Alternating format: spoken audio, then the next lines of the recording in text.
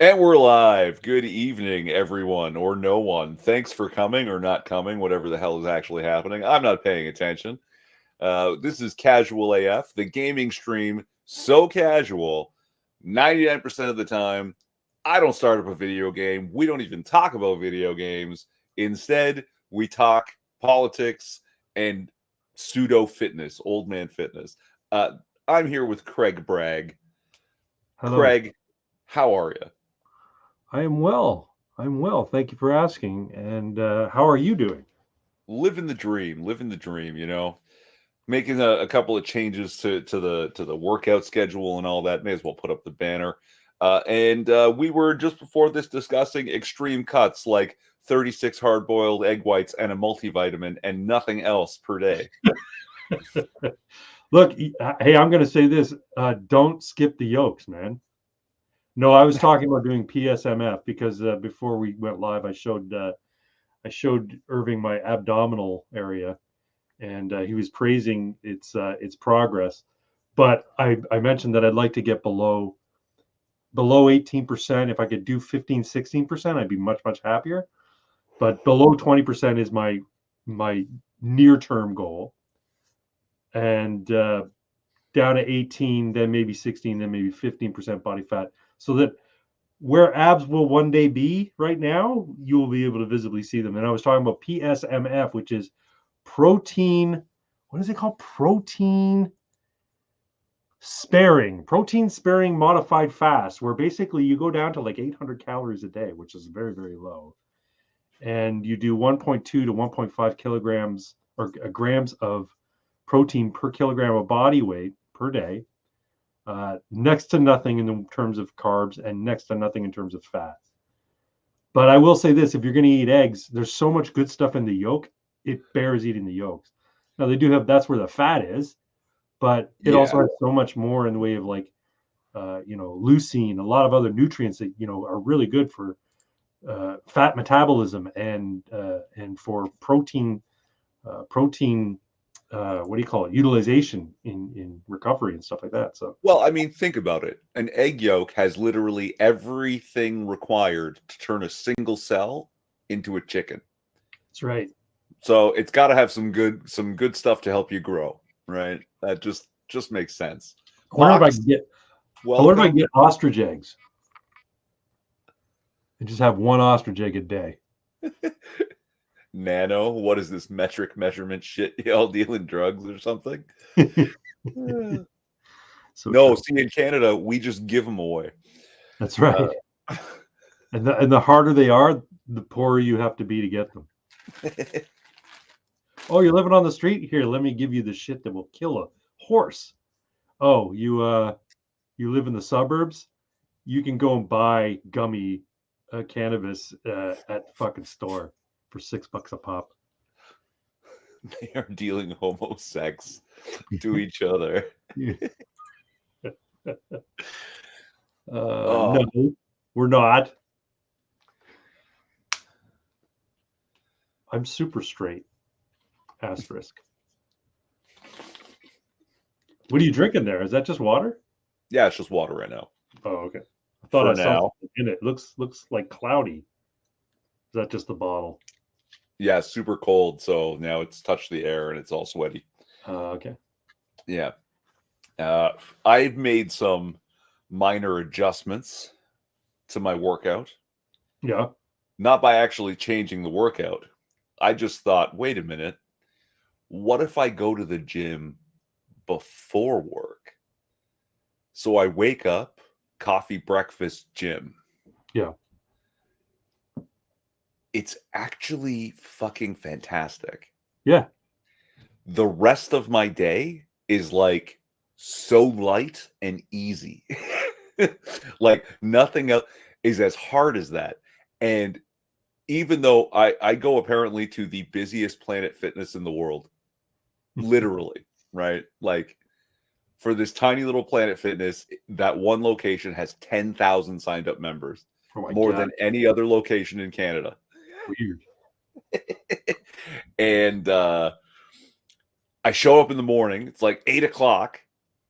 It's busier. It's actually busier at that time. And I was like, what the fuck? But it's only filled with fucking punters. Punter? Yeah, people who don't know shit, right? Everyone is there for their treadmill or their elliptical or their isolation machines, and no one is doing compounds. Well, So there you go. every big exercise that I want to do, 0 wait time. There's That's always something available, right? And yeah, it's been working out really, really well. Also, at the end of my work day, I don't think I still got to go to the gym before dinner, Yeah. right? It's like, no, I already went. So even though I like being at the gym, sometimes it feels like a chore and it's eating up my Yeah. time. Putting it first thing in the morning, this whole week has been great. Just Yeah. fantastic. Well, since I switched to Good Life, I'm really appreciating the fact that it's 24 hours because I work all day. And the fact is, when I say I work, I log into a VPN for the office and I sit there making Call of Cthulhu characters in Hero Forged and watching YouTube videos and playing the royal game of against a computer.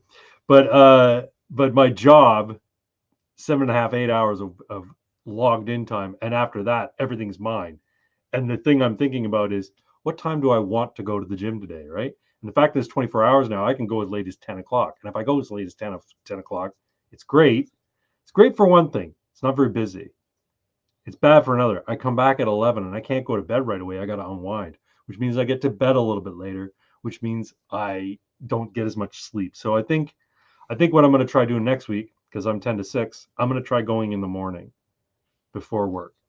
It's great. And then see if I can get, because it is good. And when I was going in the morning at Movati, yeah, there was hardly anybody there. I'd go there for between 6:30 and 7, hardly anybody there. And yeah, I could get everything done, bang it out in like 30 minutes, 40 minutes, and then go. So what the fuck is Lululemon? Lululemon is they're a yoga clothing provider. I think they're Yeah, some Canadian. white Karen made tight pants, and now like they're all made in China for 30 cents, and they sell for $100 a pair. That's right. Yeah, they're. And I tried to get a job. You know what? I appreciate the yoga pants because every girl at the gym is wearing them. And there was a girl today at the gym. My God, she had the ass of Aphrodite. She was a goddess in the buttocks department. It was amazing. I was like, and I just caught it out of the corner of my eye, and I had to do a double take. I'm like, fuck, that's a good ass. But I didn't linger. I didn't leer at the girl. She was up on the Stairmaster, and of course that just helps. That just accentuates the goddamn thing. And I'm like, we don't want to get chewed out by Joey Swole, so good spirit of bitches. I wasn't staring. I was appreciating God's fine work on that buttocks. Repent of your lustful thoughts, sinner. No, this is the thing. It wasn't even lustful. It was just appreciation of a very good booty. It's like, that's look at that muscle tone. She must work out. I was just like, wow, what a great ass. Like, you know what I mean? Yeah, I wasn't thinking about motorboating the thing. I was just thinking about how good it was.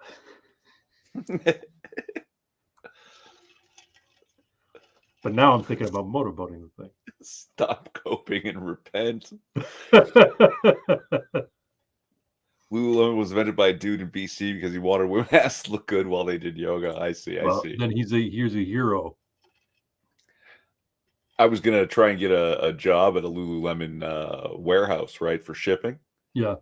And there's been so many fucking immigrants over the past 5 to 7 years, right? Like millions of people, that when I went to apply, it said, like, sometimes it'll tell you how many people have applied for these jobs.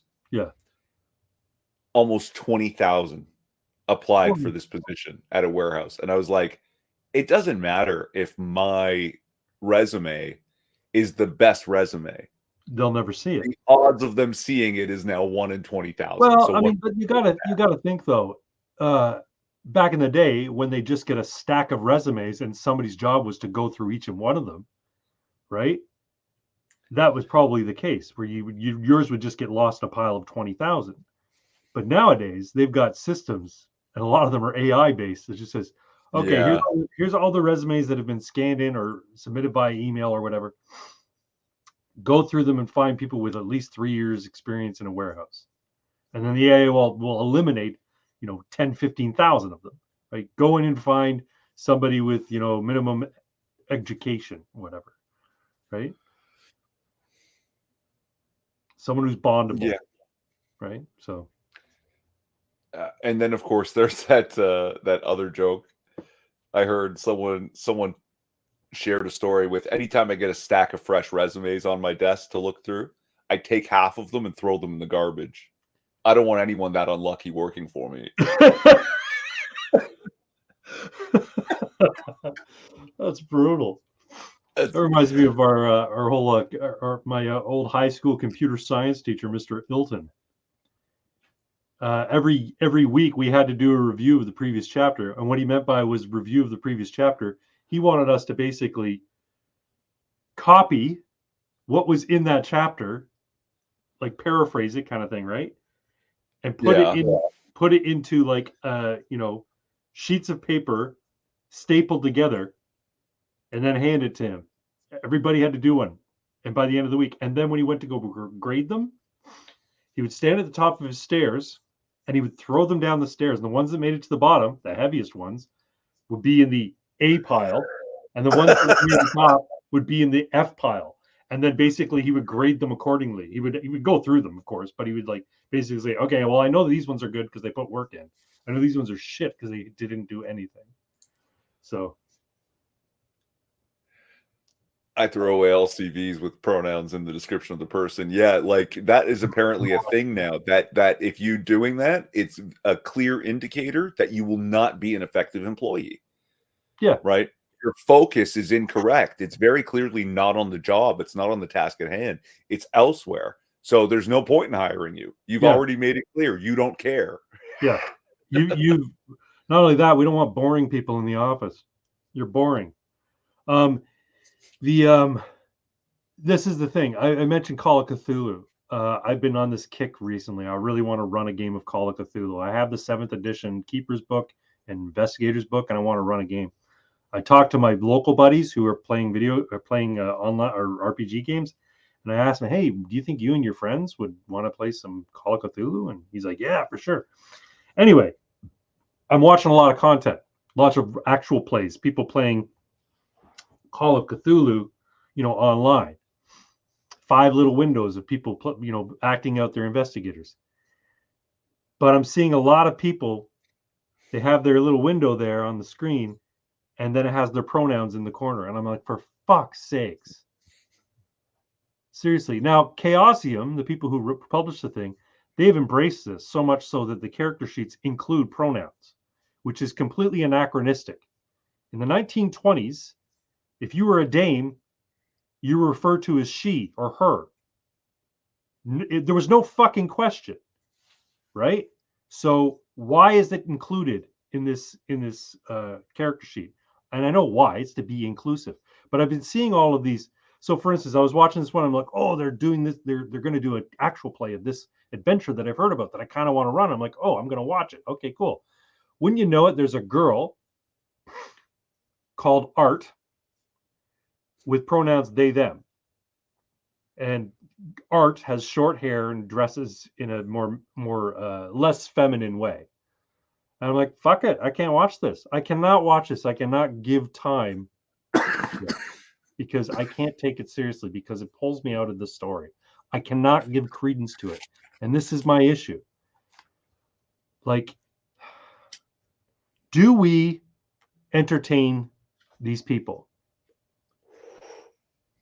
Do we give them the time of day? That's not to say they don't belong in society. What I'm saying is, do we as people who are sane allow insane people to dominate a space? And now it looks like the gaming community's already decided, yes, indeed, the insane will dominate this space, and you're just going to have to get used to it. But my thought is, if I want to run a game now, and somebody says, some stranger comes to the table on roll 20 and says, "Yeah, my name is Pecan, and my pronouns are him, her, or them, or whatever," I'm just gonna say you can't play. So should I make a caveat when I post a game on roll 20 or what do you call it, Adventure Grounds, or what the fuck that thing is? Say Call of Cthulhu game, set in 1927, new investigators, no trans. No pronouns. No troons allowed.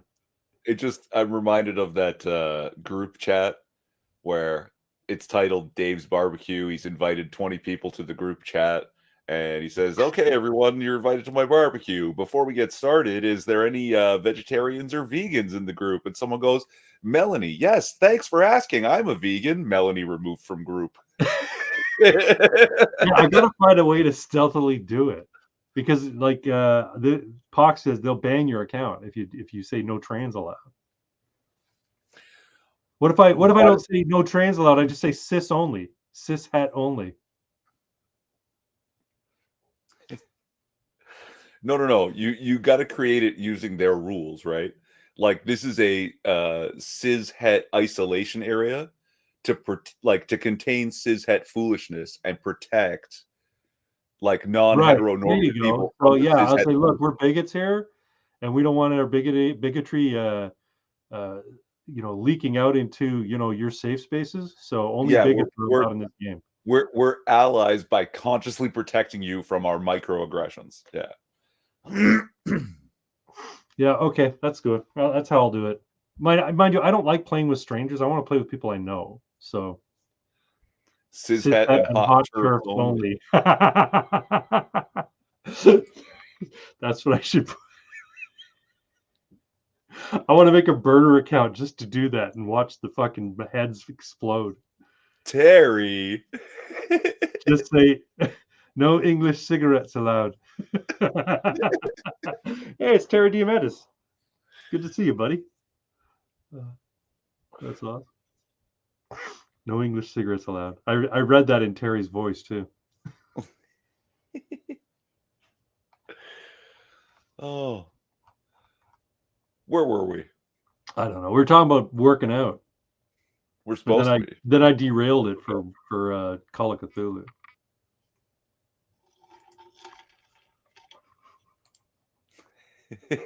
I mean, when it does come to oh, look, he finally got notified about the stream. Good to know. Good to know. I actually noticed that I have it running on the side so that I can make sure the stream is healthy. Recommendations include some of our other shows. So, cool. Maybe YouTube has loosened up a bit, or just forgotten about us. We've escaped the hole by accident. Well, did I tell you that I recently got a nice little bump in subscribers? Like, I went from 416 to 432. Like, I got 16 subscribers almost overnight, and it was because I put a YouTube short out there of my dog after she rolled in something nasty. I saw the blue dot on your name, and I was like, did Craig put out a video that I missed? And I didn't. And then I went, wait, shorts. And some of your short videos of the dogs have thousands of views. I know. My most recent short of the dogs, I called Trinity back to me, and I told the people who were watching, like, yeah, she just rolled in something foul, so she's getting a bath when she gets home, this dirty little bugger. And for whatever reason, that particular short got like 40,000 views. I'm like, what the? Yeah, YouTube's pushing the shorts, man. And people love the animal shorts. It's true. They love them. I know I do. Yeah, and they're cute, those two little monkeys. Oh. But yeah, so gaming. Yeah. You ever played Call of Cthulhu? No, you keep trying to suggest it. I don't know, when I think of like RPGs, I'm not like my idea is, oh, a wizard, some sort of brutal warrior, or like, half orc hybrid. Call of Cthulhu is, you're just a regular guy caught up in these crazy events and you have no powers and you're probably going to die. It's like, why do I want to play a normal person? Well, no, you've got to be a fan of the Cthulhu mythos. You've got to be a fan of that type of fiction. So in order to get an appreciation for it. but also it's mystery, right? So it's investigating crimes or investigating something strange, and so there's the enjoyment in that and discovering the mystery, discovering what caused all this to happen, kind of thing. And you're more likely to go insane than you are to die. Now there's different versions of Cthulhu called Call of Cthulhu. One's called Pulp Cthulhu, where it's a little bit more, Alan Quartermain versus the mythos, so you've got a little bit more oomph, you're a little bit more survivable. So, which Nice. which is actually kind of good because most of Lovecraft's stuff found its way into pulp magazines anyway. Yeah, yeah. So yeah, I'd be fine with doing Pulp Cthulhu, but I'm not going to buy the source book for it. I'll just Ajax. homebrew, making people a little bit tougher, a little bit more. Or a drunken fisherman who's trying to find a mermaid, deep one. Yeah, I like the Cthulhu setting, but I don't like Lovecraft's writing style. Yeah, you know what? The thing is, like, Cthulhu's like Lovecraft's good if you know what you're getting into. Like, I can only take so much, discussions about, or descriptions of the architecture of Arkham. Like, it gets a little fucking tedious after a while. Have you read any Lovecraft there, Twain? No. Oh, okay. So basically, he's an author from the early 20th century, and he was raised in what do you call it, Rhode Island by his aunts. A little bit crazy. What was his cat's name? Wasn't his cat? It was a character's cat in Rats in the Walls. It's called Nubian Man. N-word man. I'm not going to say it on your stream. I'll say it on my stream. I won't say it on your stream.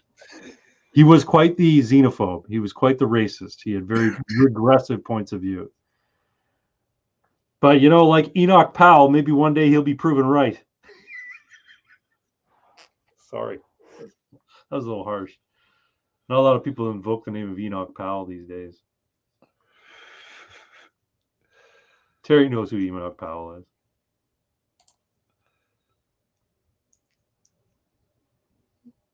Bigger man, but I might have made a typo there. Yeah, I think you did. I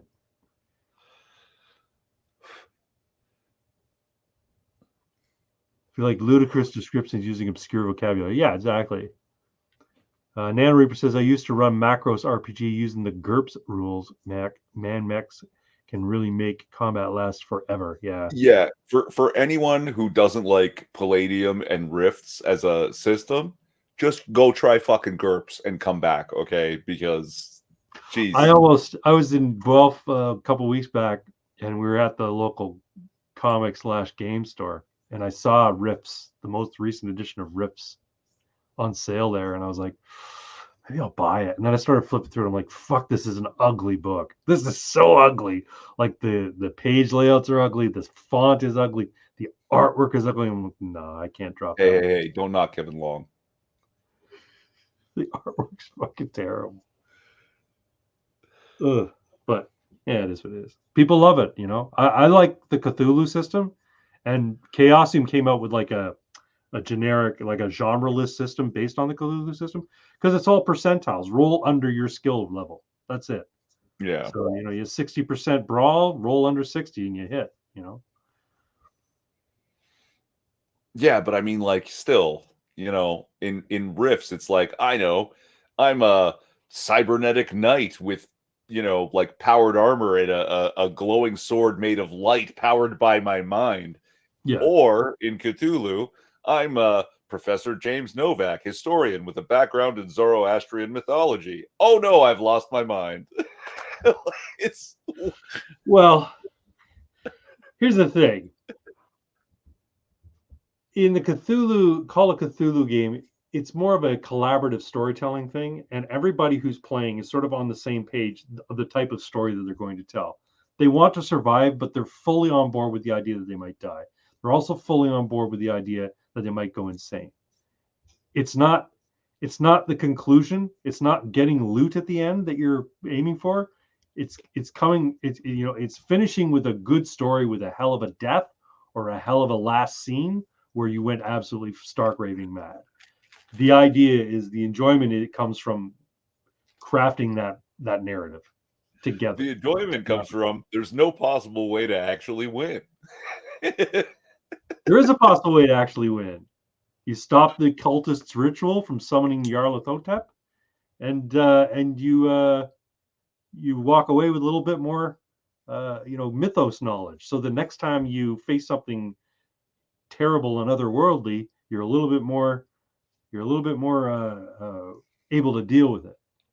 So 300 dice per player per combat round when missiles are used first round, 600 rolls second round, 1,200 rolls on the third. Yeah, see, that's insane though. No, see, but you don't have to do like, okay, it's ridiculous to do it that way at all. Like house rules, you should just be like, no. Second, do you know Robotech at all? I know Razorfist would smack me for this, but I grew up with Robotech. I don't care if it's a BattleTech ripoff. Right. Do you know Robotech? I've heard of it. I know about it. Yeah. Okay. Yeah. It's like these transformable fucking jets that turn into like it predates Transformers, right? It's like Gundam, Mech Warrior, Robotech, then Transformers, right? That's sort of and then GoBots follow it. Or does GoBots also predate Transformers? Doesn't matter. I can't. Anyway, you're piloting this thing, it transforms into a robot, but the shoulders have like these like 24 missiles, right? And you fire them all at once because everything's so maneuverable. You need to like just pepper the air with missiles to hit anything. Roll one strike and then percent hit, right? Yeah. If it's a hit, you get a bonus to your 50% of the missiles actually impact and 1 die roll for damage per missile. Right. That's how you should handle that. And like GURPS is fucking crazy. You can always just remember, you're not actually bound by those rules, right? Somebody else just made them up. You can make them up too. It's fine. Is the thing. This is why I'm much more rules light guy. I like rules light things, or I like stuff where the rules are too damn basic, like so basic that it's just like you don't have to think about, oh wait, what do I do in a situation where I'm grappling? Just roll under this percent and you've done it. You know what I mean? Like it's very simple, right? I like games like Easy D6 because it's really just 1d6 or 2d6. That's what you're rolling. It's not a pile of stats. You have a class that has abilities, special abilities they can use in certain situations, and that's it. And then the dice explode, right? You get a 6, you roll it again, and you roll every subsequent 6 again, and that determines, your success. But anyway, each missile +2 to hit, and each. Wait, did I say BattleTech? I'm thinking of Mech Warrior. I think is the one that Razorfist loves.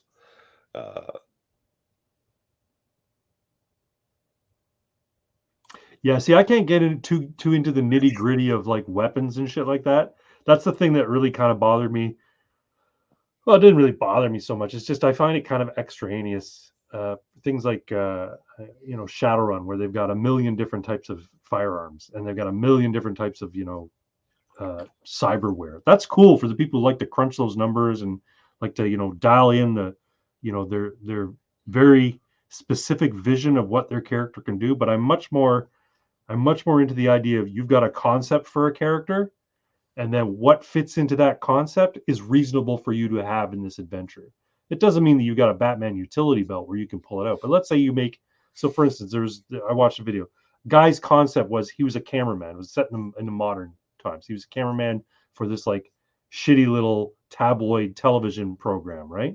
Mm-hmm. And he was like so into camera tech that just about any camera tech that was available, he had it or he had access to it. And it affected his credit rating, meaning he had next to no money, but he had all this tech. And he said, look, I'll even go, I'll reduce my movement speed because I have all of this shit with me. And the GM said, yeah, okay, cool. So in the game, he's like, hey, I kind of want to get a look inside that window, but it's up on the 10th floor. Do I have a drone? And they're like, yeah, you got a drone. I'll roll a luck term to see if you remembered it, kind of thing, right? So that's more what I'd like to see, as opposed to like, I've got this and this and this and this and this on my character sheet, all these little nitty gritty things. That to me seems like really, really tedious.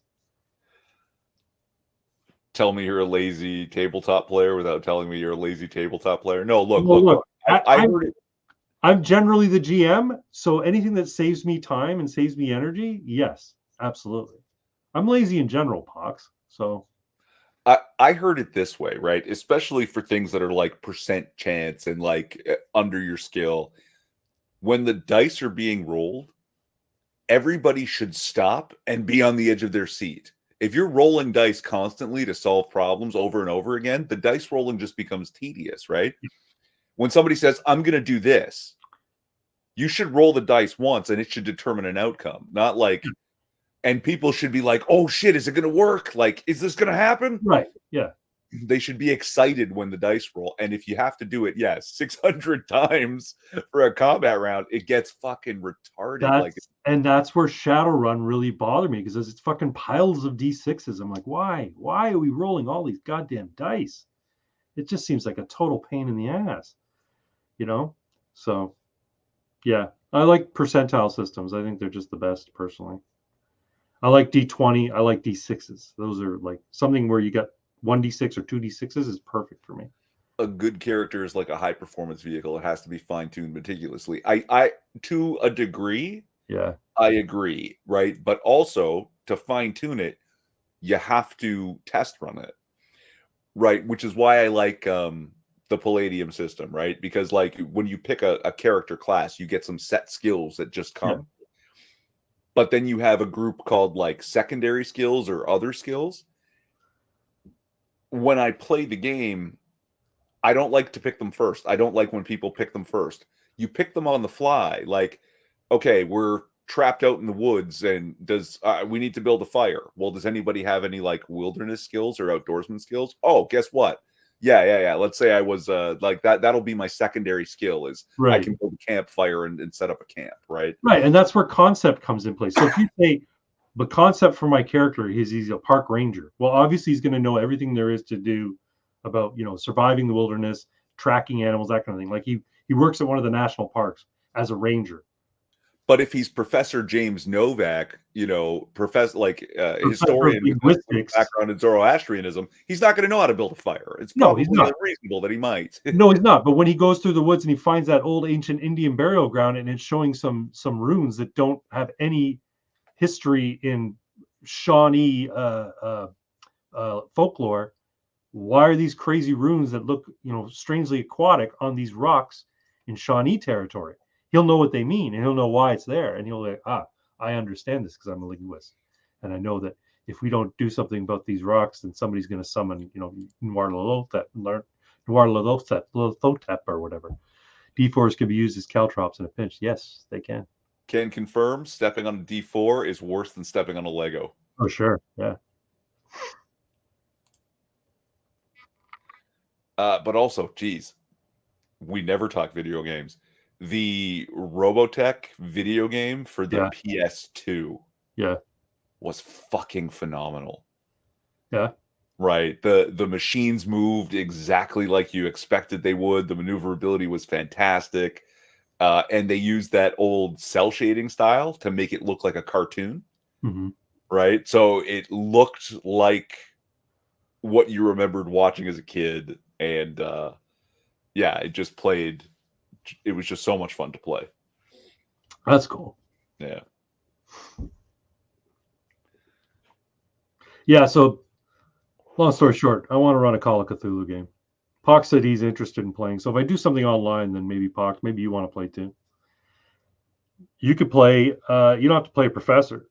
You could play a guy who's like, fencing champion or a fucking prize fighter. It's the 1920s, right? Maybe you're a prize fighter who fights for the mob, and they send you around as muscle on certain situations, and it just so happens that there's a situation where they want your muscle, and it's about some missing, I don't know, some missing hooch, and the hooch happens to be like chemically modified to be more potent. And it turns out the reason it's chemically modified to be more potent is because of some crazy elder god is like blood is seeping into the vats. uh, Frank, the Macross one was the one I was talking about. The Cyclone Rider was cool, but it wasn't the same. It was more like it was a first-person shooter. Not what I wanted out of it, but I'm sure it had its advantages and good qualities. It just wasn't what I was after. Yes, and this is also true, Nano. Robotech was a shit American dub of Japanese Macross, Southern Cross, and I'm pretty sure Moto Speed Away is a autocorrect that his whatever he's typing did for Mas Piata, also sometimes called the Invid Invasion. And yes, it was 3 different, completely unrelated Japanese cartoons that they slammed together because it's all transformable robots and aliens, and created a whole new lore that connected them as generations, right? So Southern Cross is the children of the heroes of Macross, and Mas Piata is, I think, like 2 generations later. Oh yeah, but still, they put together the lore really nicely, and then ran some comic books called Robotech Genesis, which was really cool. I really enjoyed that. Anyway.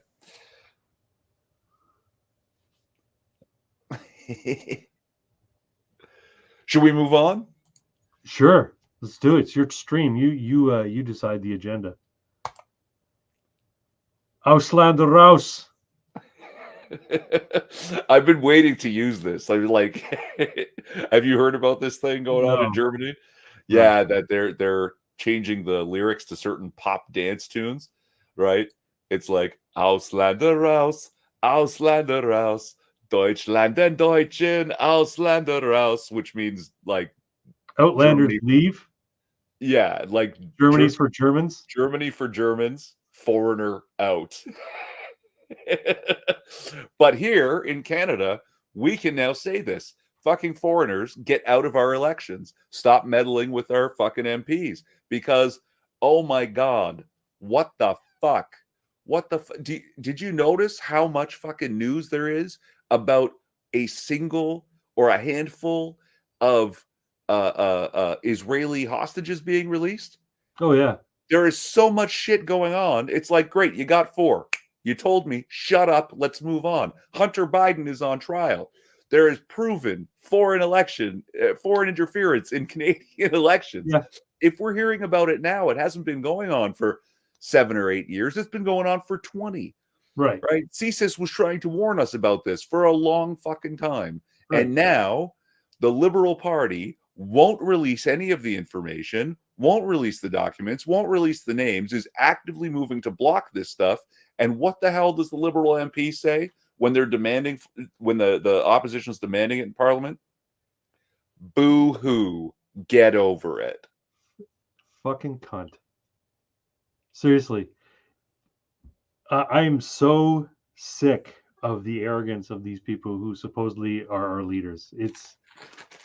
I didn't tell you the other day I had a dream about, and this is kind of sad and kind of worrisome. I had a dream that I was walking up the steps of a pyramid. You remember that scene in Ghostbusters at the end where the gates open and there's like these steps going up and they're like made of like glowing marble and shit? Yeah. It was like that. I was walking up the steps to some sort of like indistinct light at the top. But along the steps on either side were pikes, and on every pike was the head of a political person that I don't like. I tell you, it's true. Like every political person that I dislike had their head on a pike, and I'm like, wow. Dreams aren't always prophetic. Dreams aren't always prophetic. Not always. Not always, no. It's wishful thinking dreaming, I guess, you know? But no, seriously, this is the kind of shit that, revolution causes revolutions. And the fact that everybody's so, what's the word? Anesthetized by a 24 hours news cycle and constant streaming media all the time means that, everybody's just sort of asleep. Prime Minister Justin Castro is a horrible human being. Yeah, he is. I'd say he's not even a human being. He's a devil. He's a devil. I've said it before. like I am convinced that some people are demons, and I don't mean they're possessed by demons. I mean they're just demons. They're literally demons. Yeah, You may yeah. be right. You may be right. I saw something today, and I'm sure it's an old piece of footage, but I guess Biden was at some sort of event, and there was a little girl in the audience, and like he stops what he's doing, and he immediately goes to the little girl. I love your earrings, and he comes over to her, and he starts like fondling her head, and he goes, "How old are you? 17?" And she goes, 6. He goes, "Oh, 6. I love your earrings." And he starts touching her, and she's like fucking recoiling in disgust. Like, get away from me, you sick fuck. I'm like, what is it that makes people, just dismiss that kind of behavior? You could say, oh, it's completely innocent. Well, is it innocent for him to fucking take a shower with his 13-year-old daughter? Is that innocent? What about all the photo ops that he's taken on the floor of the Senate? After after session, and people bringing their kids up, and he's like fondling them there in front of all the fucking cameras. That's okay. Like, what is it going to take for this guy? Are they going to have to, bust in one time with a camera while he's literally having sex with a prepubescent girl on the Oval Office on the fucking Resolute desk for the Democrats to finally say, oh, he's a disgusting, awful person? No, you know what they'll do? They'll go, she seduced him. That's what they'll fucking say. They'll defend this guy because he's demonic and they are too.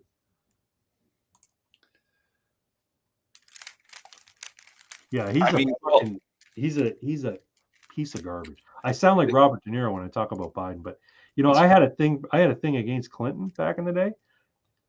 She pales in comparison to how fucking awful Biden is at this point.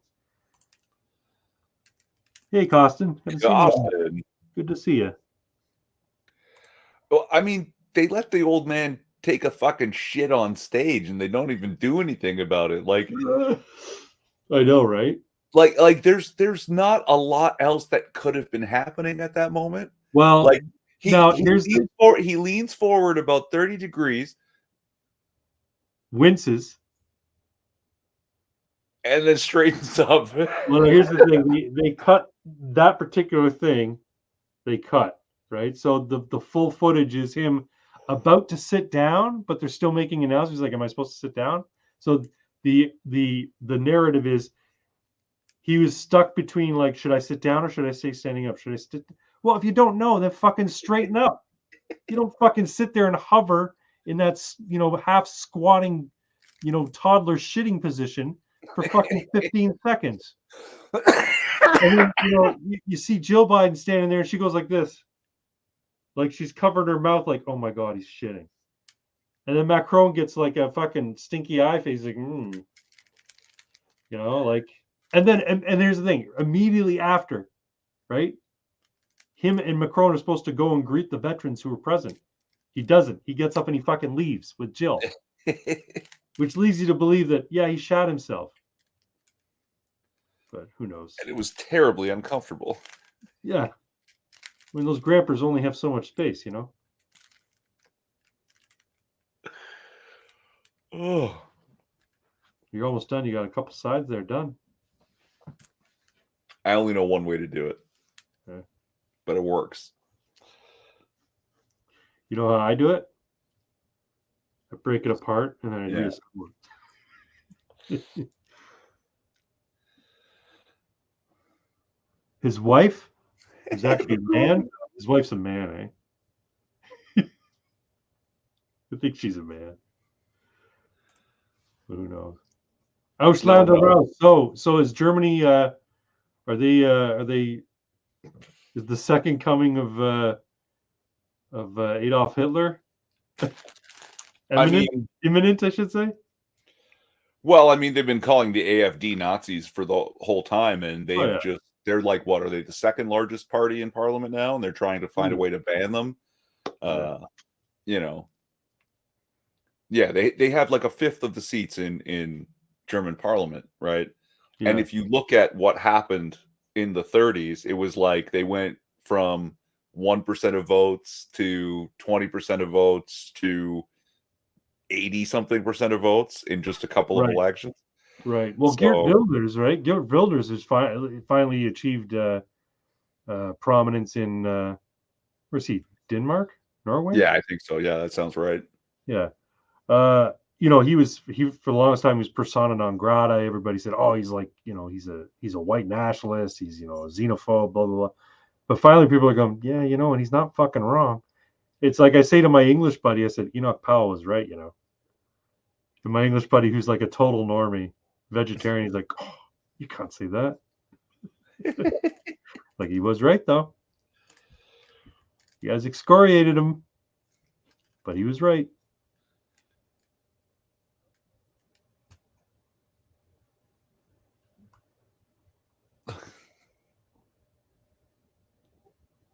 What's that?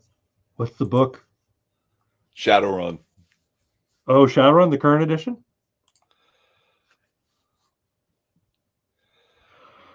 I just like the youth of Germany are getting very, very upset, right? Because Well, they don't have any fucking jobs. it's not even that. Like, No, but the economy sucks, and it's a welfare state, much like Canada, and all the money's going to immigrants. yeah, And the economy's, you know, their job prospects, their home ownership prospects, they're all being impacted by this policy, just like in Canada, just like everywhere else in the world. So, but like also the incessant rape, right? Like, oh yeah, that like the concept of multiculturalism is clearly not working because some cultures just don't have the same values as others. it's true. It's true. And whereas I've been saying it for going on 8-10 years, people are finally going, yeah, you know what, that regressive thinking actually makes a lot of sense.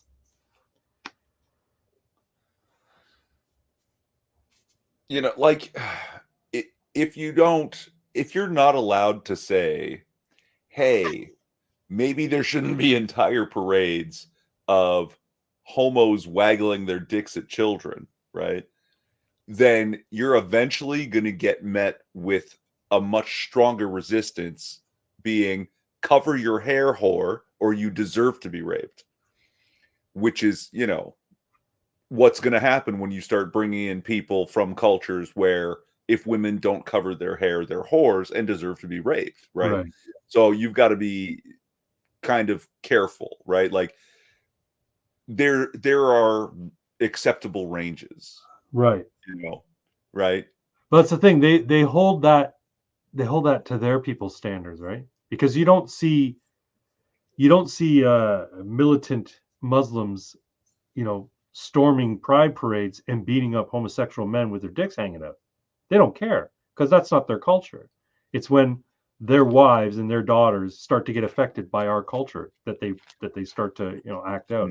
So whereas we are kind of polite and said, hey, you know what, maybe pride should just be rainbow flag, walking down the street with a t-shirt on saying I'm proud of my gay son or whatever, and not people in full nudity and dressed up like donkeys and with butt plugs, butt plug tails, walking down the street. At some point it becomes, okay, we asked you to stop doing that, now we're going to force you to stop doing that. But we don't do that. We ask, we get browbeaten, we get told we're bad people, we get told we're regressive, and then we just shut up about it. And we just shake our head and go, wow, society sure has changed. And then we just fucking suck it up, right? But maybe it's got to come to a point where the people who don't like it need to actually do more than just say, could you please not do that? We actually just say, we're demanding you don't do it. Well, Pox had brought up there that video of the cop in Oregon saying that it's actually like public nudity is apparently legal. Like there's no ordinance against public nudity just on the street. Has been legal in Ontario for a long time. Like we're talking decades. Toplessness is one thing. Bottom, you can't walk around with your bottoms exposed. Exactly. Yeah. And I think like this he refers to it as indecent exposure. It's only indecent exposure if there's a law against it. Otherwise, it's just nudity, right? Right. But I don't think in any normal society, Yeah. public nudity can be legal, especially when you ask these ridiculous left-wing groups about the concept of sex and consent. Right. Well, in a public place, I don't consent to my children being exposed to fucking adults' genitals. So obviously they're doing something wrong. That requires my consent, Right. right? So share the video. We don't need to share the video. It's okay. Well, now I'm curious about it though. I want to see. You got a strike, right? I did, but I cut out the offending material, so it's back up. Muzzies don't care. He says muzzles, but I think he means muzzies don't care about pride because they are playing the long game. They'll get rid instantly when the time is right. No, I mean, well, shit. They're in the streets of certain cities in Canada. They're they're standing against it, right? Mm-hmm. And that's separate from the whole, free Palestine bullshit that is interrupting pride parades right now too, which I think is fucking hilarious. Again, that's the thing about why evil has a lot of trouble winning overall, because eventually it does start to eat itself, and that always leaves that opening for regular good people to actually, get a foothold and fight back. Oh, nice. Cool. Awesome, 6. Yes, yeah. It turns out I can't read extended things on screens. I need a hard I need a copy book. paper. I need paper books too. Yes. Like a buddy sent me a PDF of a supplement for Call of Cthulhu, and I'm like, I'm gonna have to print this out because I can't read it on the screen. Yeah, I mean, I probably could if I put it on like my Kobo, where it looks like paper when I'm reading it, but I can't do it on like a shiny screen, like a glossy screen. I also like the smell of paper. I don't like the ink in the paper and the binding and all that. Like, it's just. Oh, you'll like this. Hold on. Yeah. But yes, definitely send us a link to where we can order copies of that book, because I'm dying.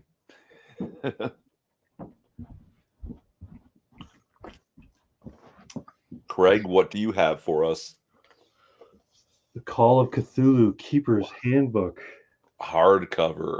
Of course, yeah. It's very nice. Beautifully illustrated. Very nice. It's got a couple of silk ribbon bookmarks. Ooh, super fancy. Yeah. And then the Investigators rule book, what do you call it, handbook as well. This one I barely even cracked. If we do play, I'm going to be Professor James Novak, historian with a specialty in Zoroastrian mythology, right? Yeah, that's fine. That's fine. I don't want to make sure you survive and don't go crazy. And you're going to be like, oh my God, this game is the best game ever. Yeah. No, I like my my rule books. I like my core books in physical form. That's just me. Can you hold the stream for a bit? I want to go get myself some more drink. I'll try. Okay, I'll be back. He knows I'm bad at this too, so chat, hit me up, ask some questions, because I barely keep anything alive. I stream with Craig because he does all the work, you see. I mean, I want to say things like, I can't believe our politicians, but it's like, of course I can believe our politicians. Of course I can believe that they're, what's the word? In cahoots with foreign powers, selling, secrets and influence to China. It's mostly China that's been interfering with the Canadian elections, right? And they're lizards. No, actually, strangely enough, our parliament brings fucking Nazis into the House of Commons and gives them a standing ovation for some reason, but not the cool Nazis, just shit consequential Nazis.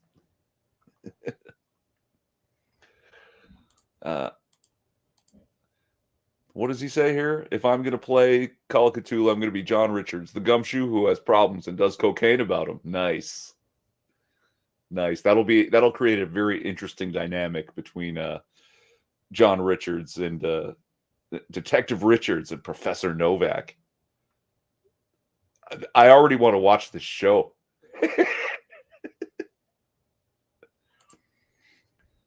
Not the cool Rocket Man. No, the cool Rocket Man went to America. Yeah. What's the joke about Werner von Braun? I aim for the stars, but I keep hitting England.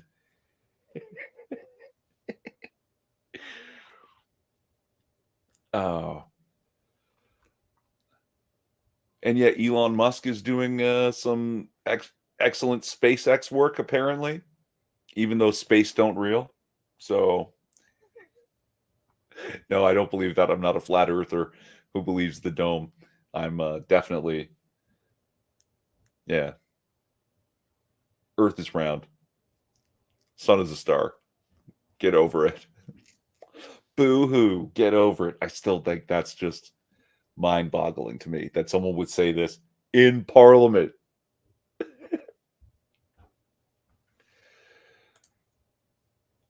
Craig already has the reprint of TMNT. I still have my old, stained, waterlogged TMNT from, geez, when was it? My print is from the early 90s, I think.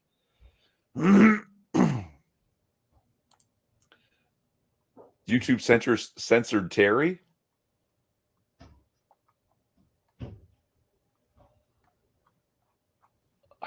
I don't even know. I want the flat Earth to be real because if it is, it means that we're one step closer to Big O time. What's Big O timeline?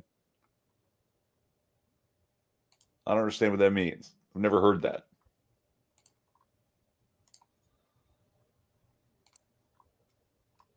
I want to know what Big O is now. What's a Big O timeline?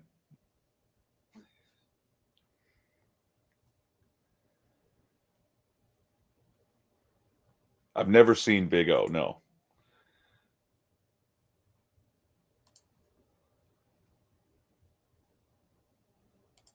It's a TV show.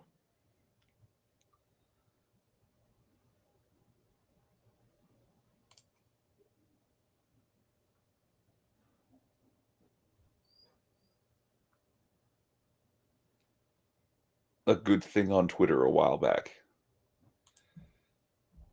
Batman anime with giant robots. Really?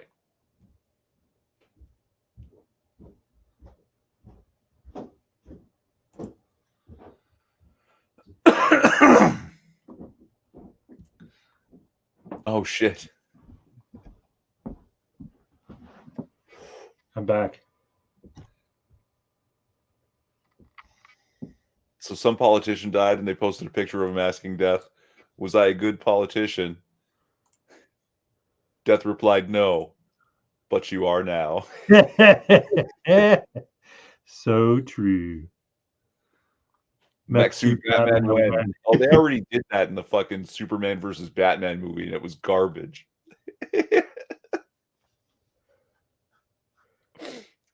What? That movie was so shitty. It very quickly degenerated into two losers with mommy issues fist fighting in a bathroom stall. True. Look, twin, my wife made your favorite treat.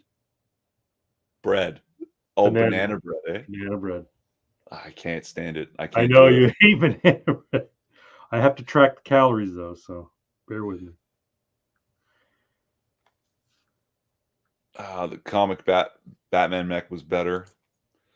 Yeah, they did in Batman Superman or Superman Batman the series. Ed McGuinness, I think, was the writer or was the artist. They did a They did a mech suit or giant robot basically that was Batman, Superman. Mech suit Batman versus Godzilla.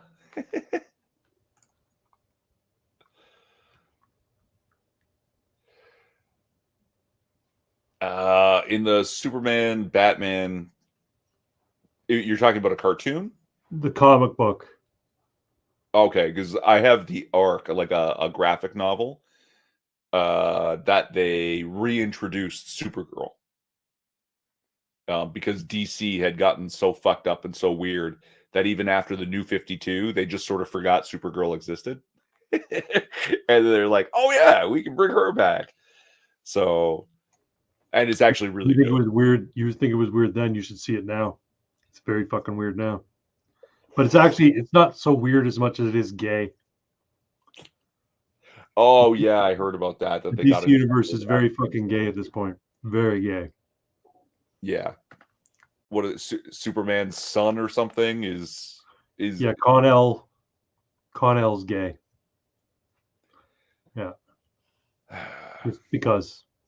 at least they invented a new character to be gay rather than just take an old character and say like actually they've always been gay. Flash just loves it up the poop chute, you know, like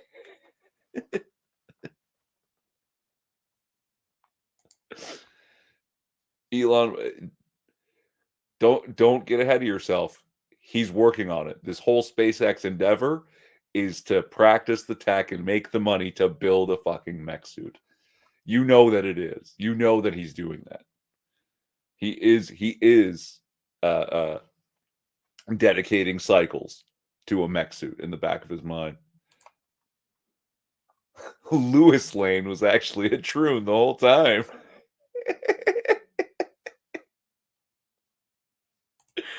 Yeah, like that's balls. But that would be like again, just gotta put a chick in it and make it gay. That's that's just how we roll now. What you I heard get, they you tried hire. to make Nightwing bi. But Nightwing's like always been like he's been like the slut of DC Universe. Like he was fucking all the bitches. Even Weebo Jones has the hots for him. Yeah. Yeah.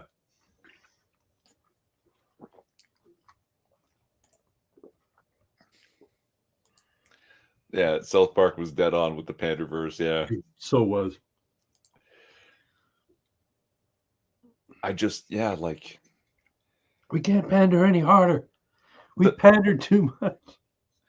it just like the problem becomes when gay is like the plot. It's the whole thing. You know, like it's all about homosexuality. Like, do you remember this show called Sense8? That it was like a Yeah, it Netflix sounds original? familiar. Yeah, it sounds familiar. Yeah. It was super fucking cool. Except for the troon. Right? No, you don't even understand. Like, okay, sex scenes in shows and movies have their place when they advance the story or demonstrate certain character connections and stuff, right? Like, look at Terminator. In the original Terminator movie, Linda Hamilton is Sarah Connor is being protected by this soldier from the future, right? And his name is Kyle Reese. And the whole time she's calling him Reese because that's how you soldiers address each other and introduce themselves, right? They use their last names. Then towards the end of the movie, right, things are getting intense and they sleep together. And now for the rest of the movie, she calls him Kyle, right? Mm-hmm. It definitely shows, right, that there's been an advancement in their relationship. And she's also carrying this child, right, to John She didn't Connor of know the that future. then, but she does. Right, Yeah. right. So it was valuable. And Sense8 actually has this weird sex scene where the thing about Sense8 is like 8 people from around the world are all part of a cluster, and they don't know it till their psychic powers activate and start connecting each other. And then one of them is having sex. And then suddenly you're experiencing, like, you're going around each character and they're all sort of experiencing this in this weird way, right? But it shows how connected they are, right? And it's not like a particularly gratuitous scene. It just show, whoa, okay, yeah, that's how intensely connected they are on this psychic level. Right. But for some reason, they have to have the trans person having sex for no reason, right? You couldn't have just said, this is a trans person who's dating this other, I don't know, LGBT person. They just make them have sex repeatedly for no reason, for no value. Right? It didn't change it. The sex didn't change anything. So what was the fucking point other than put a chick in it and make her gay? to please Slanesh. Right. And Zench. Yeah, no, it's dumb. It's boring. Did Irving accidentally watch ladyboy porn thinking it was Netflix?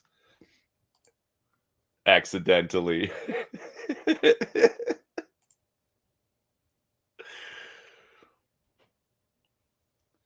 Agenda? That was like Umbrella Academy. Did you watch the Umbrella Academy series? Yes. Okay, I did too, until season 2. And the reason I didn't watch it was my wife explained to me what happened with Paige's character. Paige just shows up saying, I'm a boy now. Anybody got a problem with that? And no, I guess not. That's fine. You know what? As much as like the whole bloody hell, I'm rapping bloody well, Elliot Page is not a male, at least they didn't spam the show with it. Right? They threw it in. I'm a guy now. Fine. And then just move forward. Like it was a very short. That's the problem. Doing that normalized it. And I'm against the normalization of insanity and saying, hey, it's normal to be crazy. But it was too late. What they should have done, invested in the Umbrella. What they should have done is said, we're recasting this because the person who played this role can no longer play it.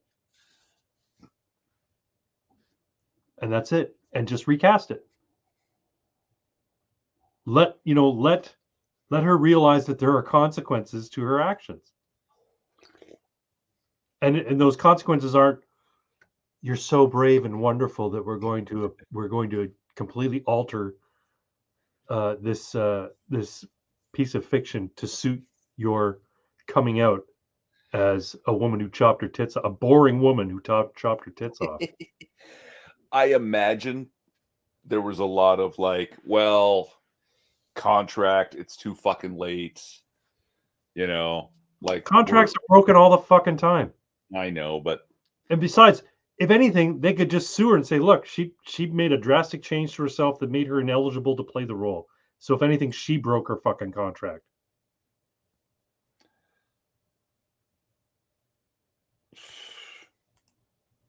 I don't know. I don't want to argue on behalf of the truth. You can sue a ham sandwich, Pox. Look, it comes down to who has the better lawyers, and I think the studios would win. But that's me. That's just my point. Possible. Still, actually would have been landmark because it would have shown people that look, you know what, you want to engage in this ass hattery, go ahead, but it's not going to always end up in your favor. Not everybody's going to praise you for being a goofball.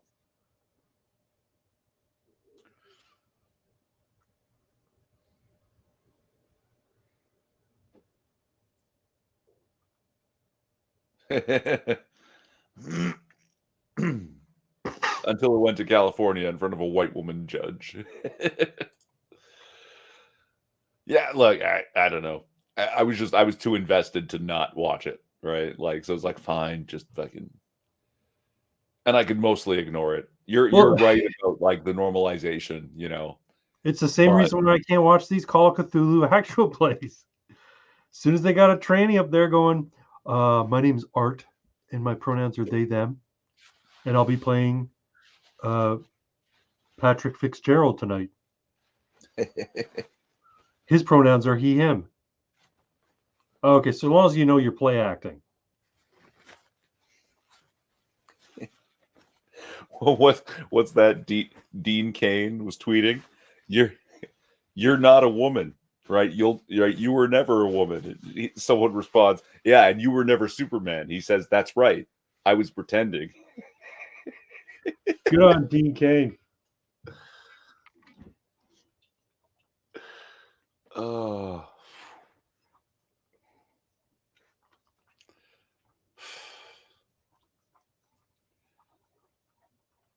My dog's licking my plate. I didn't invite her to do that. She just decided she was going to lick the plate. She's just cleaning it for you. Yeah, thanks, dog. You're such a helper. I have some notes I had taken. Let's see if they're any good. Oh, geez, I almost forgot. He didn't take it out for air. Belated happy birthday to Keith David. Who's Keith David? The black guy? The black guy with the voice. Actor with a really deep voice. What's he done? Well, I mean, the joke I was making was he was in Requiem for a Dream. He's the drug dealer that Okay. Natalie's going to, right? He didn't take it out for air. Wasn't he also Candyman? I don't know.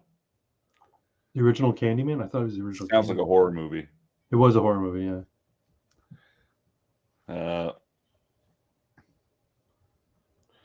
See, I don't know black actors except for like Samuel L. Jackson. Oh, and have you heard what's going on in Pajeet, Edward Island? No. Pajeet, So- Edward Island, is that what they're calling it now? That's what I'm calling it now. Bunches of Indian foreign students. Their visas are up, their educations are finished. Oh, and they're demanding to get to stay. Yeah. And moreover, they are pissed off that they had to pay for school. Right? They find out when they're there that Canadian-born students going to universities are paying $2,500 or $3,000 a semester for a course that's costing them like almost $30,000. Well, that's discrimination. No, you're allowed to come here to help subsidize that education. Otherwise, what the fuck do we need you for? Yeah, we could give it to we give so many spots to foreign students. Yeah, as a gesture, one, to say, hey, we want to educate the world. And why should foreign students get access to my tax dollars? Like, what? Why should I subsidize your education? And you just assume that, oh, you're going to get educated here on a visa and then you're going to stay forever? Just fucking Ausländer raus. No. What we say here in Canada is take off, eh? Take off, hoser. Take off, Pajeet. Yo, hoser.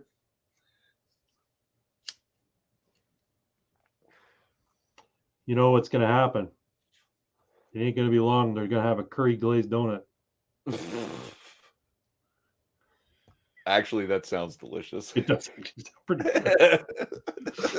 It does sound good. A sweet donut with a butter chicken donut, but it's not chicken. Just the butter chicken sauce. No, I've never been a fan of that butter chicken. Oh, I love butter butter noodle. chicken. Like it, no, I don't like it. I like it. For the most part, I actually don't like Indian food. Yeah, I don't know why. Butter chicken is like the only thing I like, to be honest. There's Also, a few things I'll eat, but if we go to an Indian restaurant because somebody's craving Indian, I'm like, all right, butter chicken. It's the most vanilla Indian food that I can eat. I can't do Greek either.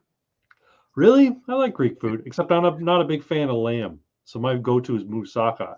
That's what I like. It's basically Greek shepherd's pie, but instead of potatoes on top, it's like bechamel. See, but because it's basically a Mediterranean flavor palette, in Yeah, my head, it's basically Italian food with that cinnamon you've ruined by putting cinnamon on it. or overcooking it, right? It I like don't think they overcook it. I don't think they tend to overcook it, but they do like putting cinnamon in almost everything. So moussaka, which is essentially a shepherd's pie, right? Uh, has cinnamon in it, and you can taste the cinnamon. But I still love it. It's like just sort of adds a sort of sweetness to the sauce. surprisingly enough, Lefty likes Greek food. Yeah, no shit. Well, look at his name, Yeah. Diamantis. Mint and mutton. See, no, I don't like the mint on Well, they on don't. it. That's the thing. The Greeks don't put mint on their lamb. Who the fuck does it then? Because somebody does it. Not Greek. They use I love lemon. lamb. They use lemon and olive oil on just about everything. I like just like, S&P, a little rosemary, Yeah. and then medium rare. Lamb is my favorite meat. See, that's the thing. I don't like lamb at all. I find it too metallic tasting. I don't like it. I'm a beef That- guy. I like beef and I like pork, but I don't like okay. lamb. So some people tell me this, oh, I like lamb, but it smells bad when it's cooking. Or I would like it, but it's metallic tasting. That means Yeah. your lamb isn't fresh or it was frozen. Oh, it might have been. Your Yeah. the lamb that you're eating has to have been slaughtered that morning. Otherwise, yeah, it's gonna go wonky.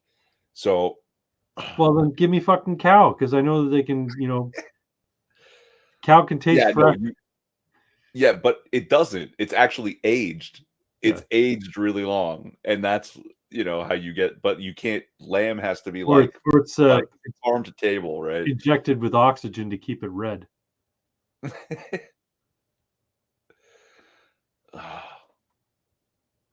Next It's 6 minutes, British. I do. I'm Mexican. The Brits use mint and mutton. Yeah. Okay. Lamb seems to be quite divisive. No, I'll eat it. It's just not my go-to. The Greek food eaten in North America is not authentic Greek. Well, yeah, I I mean, believe that. Yeah. yeah. It's like Jimmy the Greek is not legit Greek food. It's Americanized Greek food.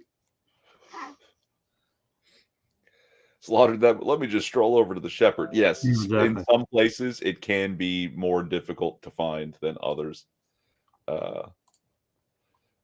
Yeah, but you got a good I think butcher. Greek food. I have a few things that I like a lot, like pasticcio. I really really like, which is essentially like Italian.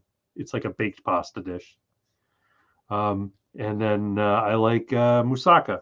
Those are my two favorites. U.S. Greek food is like Taco Bell is to Mexican food. Gong! Make a run for the border, baby. I fucking love Taco Bell. Yeah, so do I, man. Like it's just so bad for you, but it tastes so good.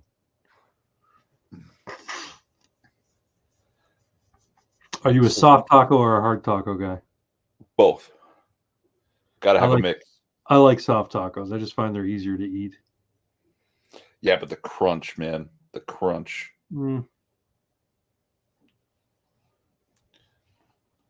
I like the cheesy gordita crunch. That's a good one. Oh yeah. That's yeah. So I'm retarded when it comes to Taco Bell. Taco Bell used to be like cheap, eh? When I was like in high school, you could go to you Taco go and get Bell. like 10 tacos and a drink and like fries for like next to nothing. I would throw down a $10 bill and get 22 tacos.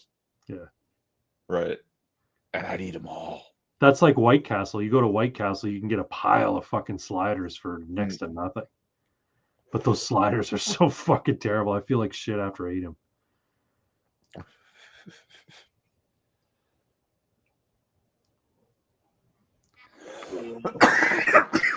For burger joints, what's your favorite burger joint here in Canada? And if you say Harvey's, then I'm fucking leaving this stream.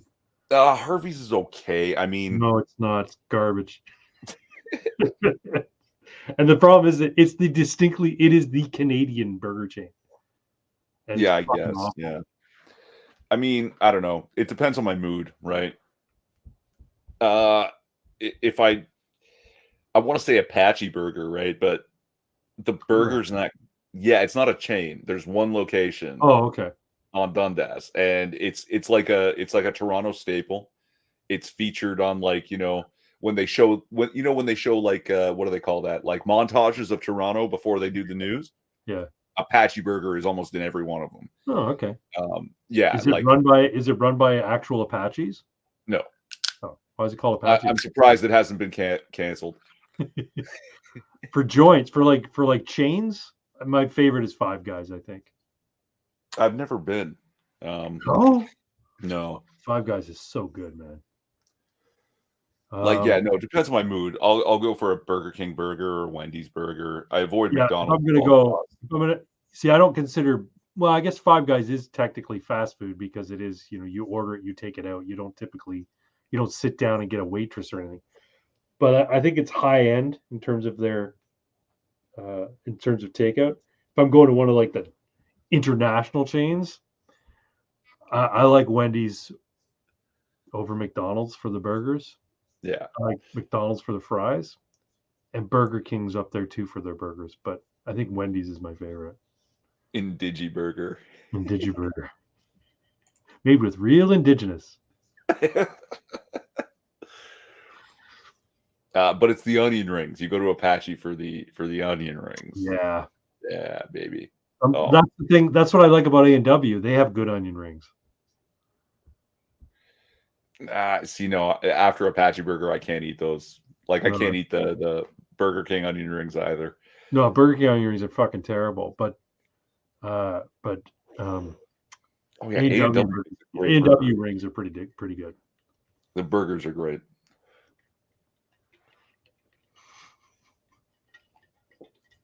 Our prices are as low as the stolen land. Six Legs Whataburger. I've never had Whataburger.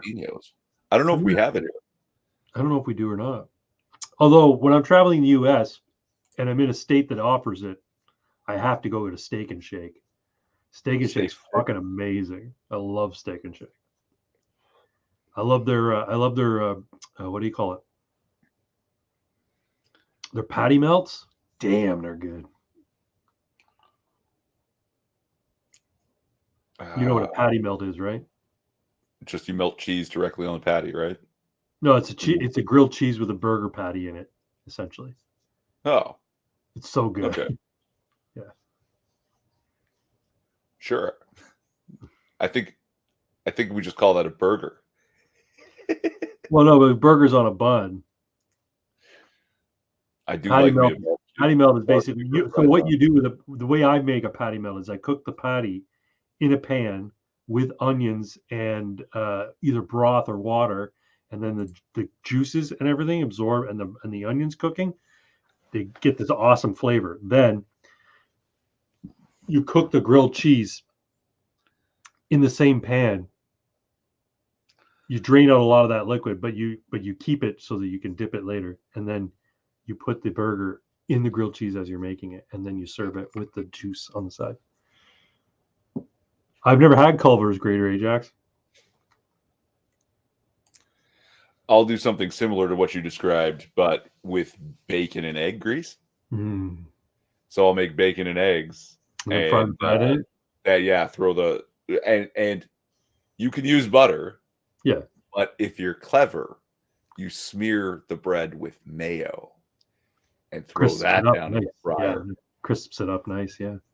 Oh yeah, and bacon and egg inside. Turn it over. The problem is like these things, like because I'm counting my calories now, right? And I'm a big fan of the tuna melt. I fucking love tuna melts, and I make a good tuna melt. But when I calculate all the calories that go into my tuna melt, it's like 830 calories. So I'm like, I can't eat that. Like if I have that, that's one meal. I can't. That's 2 meals. I can't eat that and then have dinner and breakfast. That's like one. That's 2 meals in one, basically. If I can't microwave it or toast it, I can't cook it Oh, you just gotta try, man. I'm gonna have to start up a cooking channel, real simple, just to help Terry out. Terry, look how easy this is, right? You're gonna eat like a king. Bacon fat mayo. Oh yeah. Oh yeah, Well, right. that's the mayonnaise is essentially just eggs and oil, eh? Yeah, So why not use bacon fat? yeah. Uh, so strange thing. When I was a kid, right? When I mean say kid, I mean like through my late teens, I guess, right? Yeah. Teens to late teens. Uh, I was doing a lot of exercise, right? Like martial arts, hitting the gym, right? Just active in general. And something that I loved, peanut butter and bacon sandwiches. Oh, they're the best. Turns out later on in life, when I went to try, I was like, oh, I haven't had one of those in 10 years. And I went to eat it and it was horrible. I couldn't fucking stand it. You're kidding. Apparently, it was because the fat and protein requirements of all my activity made it feel good to eat, right? Like that you're absorbing all of these fucking, fats and proteins like Oh, in right. one So when you slow compact, heavy, down, dense you're like, fucking oh, it just feels heavy and yeah. Every bite is fueling you, and it's like, oh no. If I'm just sitting around, if I'm very sedentary, this is not a good thing to eat anymore. Uh, the main issue is not the cooking as much as the cleaning out. Yeah, I've just got into the habit of just cleaning right away. Like I used to let dishes sit and Mm. then eventually get to them. Oh fuck! Like when I was really lazy, I would avoid cooking because the kitchen was messy. I just order in, which is really, really pathetic, right? Now I just clean right away. And the thing is, it keeps you active, right? So, and we got an air fryer a little while back, and I love doing stuff in the air fryer. Mm. And Yeah, I it's not heard that that. it's not that it's any healthier. It's just like stuff that you would normally would bake in the oven. You have to heat up the entire oven to do. You can do it in the air fryer. And you can do multiple things at once in the air fryer, which is nice. So like potatoes, green beans, all sorts of shit, right? But also, you get crispy, tasty results in Yeah, minutes, right? yeah. One of my proudest moments was I was experimenting with something, and I wanted to like, oh, I'm gonna try this thing because it sounds delightful. And so I make the remoulade, and I'm got a cornstarch fucking breading for my shrimps and shit. And my sister was over, and I said, here, yeah, I'm enjoying it. You try one of these. And she bites into my po' boy. This is not a sexual reference, Yeah, yeah, right? So I made po' boys for the first time, yeah. and she's eating it, and she says, next month I want you to make these for my birthday. Oh my god! So I made po' boys for everyone. That's awesome. Yeah, I felt so proud. Terry says, I get microwave meals delivered. They're surprisingly good for how little effort is required. Yeah, I was on the Factor kick for a while. I was getting Factor meals because it was just easy. Like 2.5 minutes, and it's like a 640 calorie meal. And it tells you exactly how much protein's in it and everything. And it's not frozen. It's just stuff it comes refrigerated. You keep it in the fridge and then you Warm microwave it for up. 2.5 minutes. Yeah. Yeah, you warm it up. Yeah, I liked Factor. I just couldn't justify the cost. I'm like a lot of these things I could do myself. So now what I've been eating is basically I go and buy a cheap pack of burgers, like frozen burgers. And I got some ones from Giant Tiger. They're not very good, but they were cheap. So basically, yeah, I'll have a burger or two in the air fryer, and I'll do 150 grams to 200 grams of broccoli in the microwave, and then that's my dinner. And then I have a little squirt of like 57 sauce, and that's it. That's my dinner. You can make a whole stew in the Instapot with one pot to wipe out. Yeah. That's true. Yeah, Instant pots are great stews too. are a We don't great way have to one, do but we were thinking about getting one. it. There was this whole theme for a little while of one pot cooking. I prefer two pot cooking, right? Yes, it's one more thing you have to clean up, but two pots actually gives you a whole lot. Like it's exponential, the range of things that you can actually make if you use two pots, especially if the first pot is for steaming your rice. Right. then you can do anything. Like rice is so versatile, man. Like, yeah, you can just do whatever you want.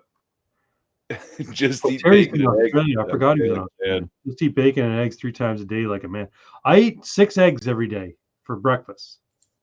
Actually, I eat 3 whole eggs and 3 egg whites for breakfast. Nice. And then I have Talk a about meeting your protein requirements. piece of toast and butter. And that's my breakfast. A little bit of ketchup. Ketchup is like next to nothing in calories. I don't mind putting a bit of ketchup on it. It's just sugar, and it doesn't even taste that good. Yeah, it's mostly vinegar with sugar and tomatoes. But it's also only 20 calories for like a tablespoon. And I don't even put a tablespoon on. So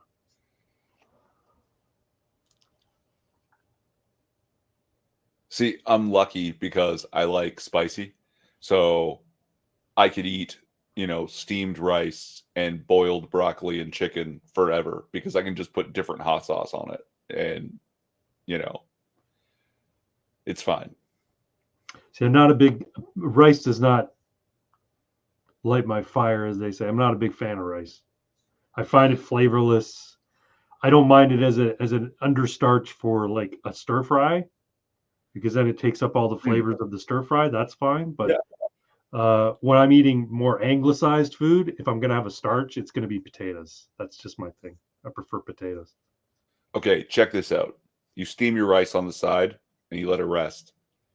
You chop up your bacon into little bits. You throw it in the fryer. Okay. When it's nice and frying, that's when you throw in your chopped mushrooms. When they start to soften up, put the rice right in there and start stirring it. Crack 2 or 3 eggs in it. Stir it all up. Right? Don't let them cook separately. Mix them into the rice and let them cook like that with a little salt and pepper. It's just like fried rice with fucking pork and egg and mushroom. mushroom. That does sound good. See, 2-pot. Suddenly you have this like crazy fucking delicious meal, and it's going to hit a lot of your macros, right?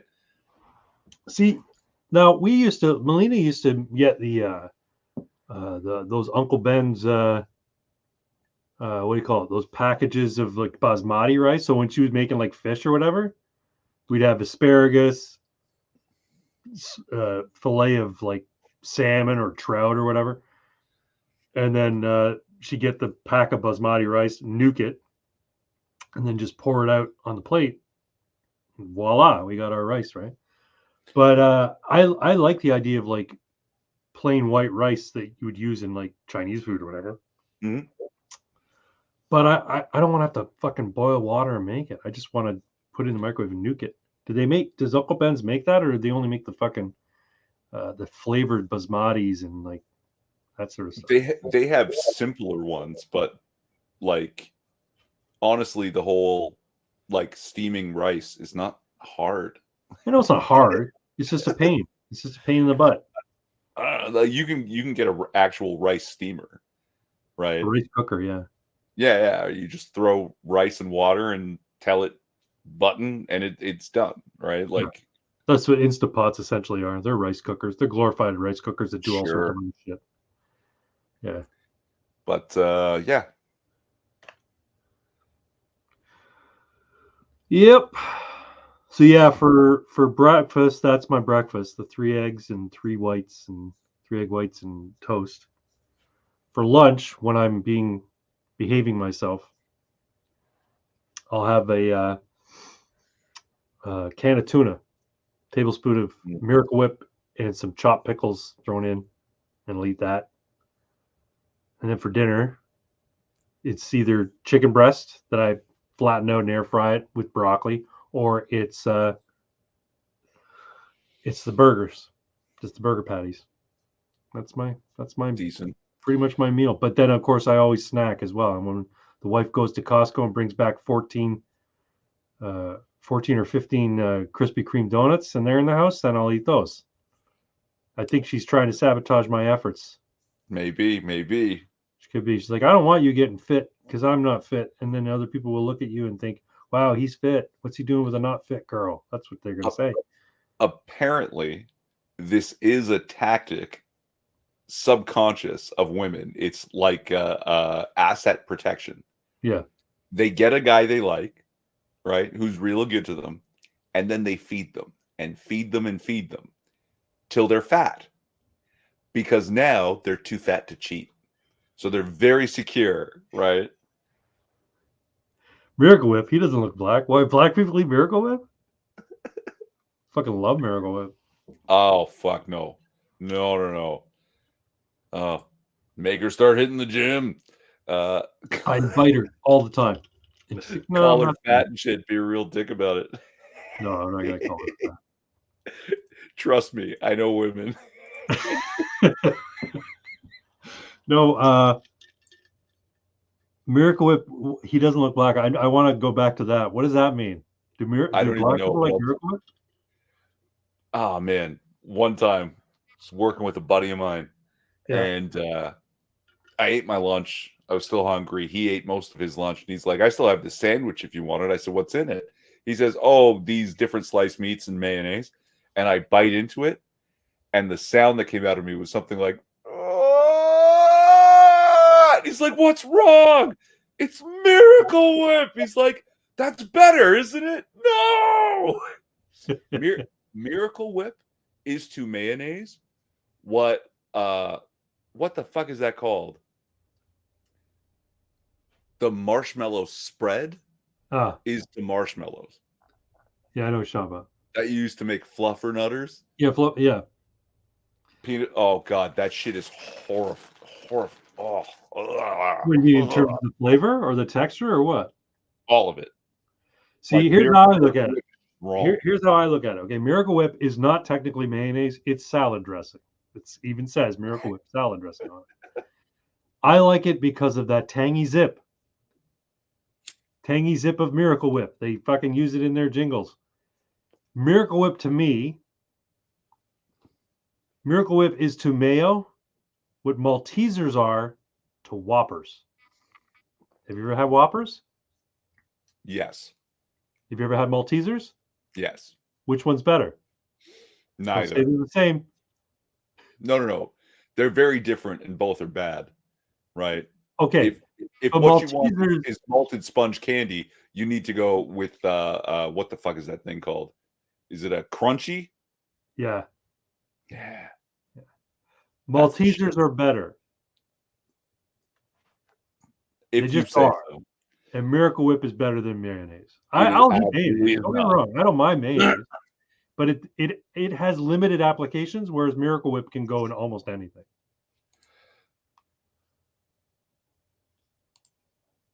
If you If you don't don't eat eat Miracle Miracle Whip, Whip, you ain't black. there you go. That should be Kraft's. That should be Kraft's fucking advertising campaign.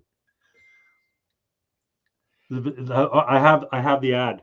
I'm working on it right now. There's a big cookout. Okay, big black family in the backyard having a cookout, and Aunt Martha, she's there in her sundress. She's a big black woman with a white floral hat on, and she brought the potato salad, right? And she goes, "Oh, I gotta top up this potato salad, right?" So she brings out a jar of mayonnaise and starts getting mayonnaise to put in the potato salad, and then everybody at the cookout, everything stops, and they all look at her like, "What the fuck are you doing?" And then Aunt Linda comes out, and she's the thin, tasty looking black woman with a nice sundress and sensible but stylish shoes on. And she goes, "Oh, Aunt Martha," and she gives her a jar of Miracle Whip. And then everything goes back to normal, and the commercial continues. Miracle Whip. You don't eat Miracle Whip, you ain't black.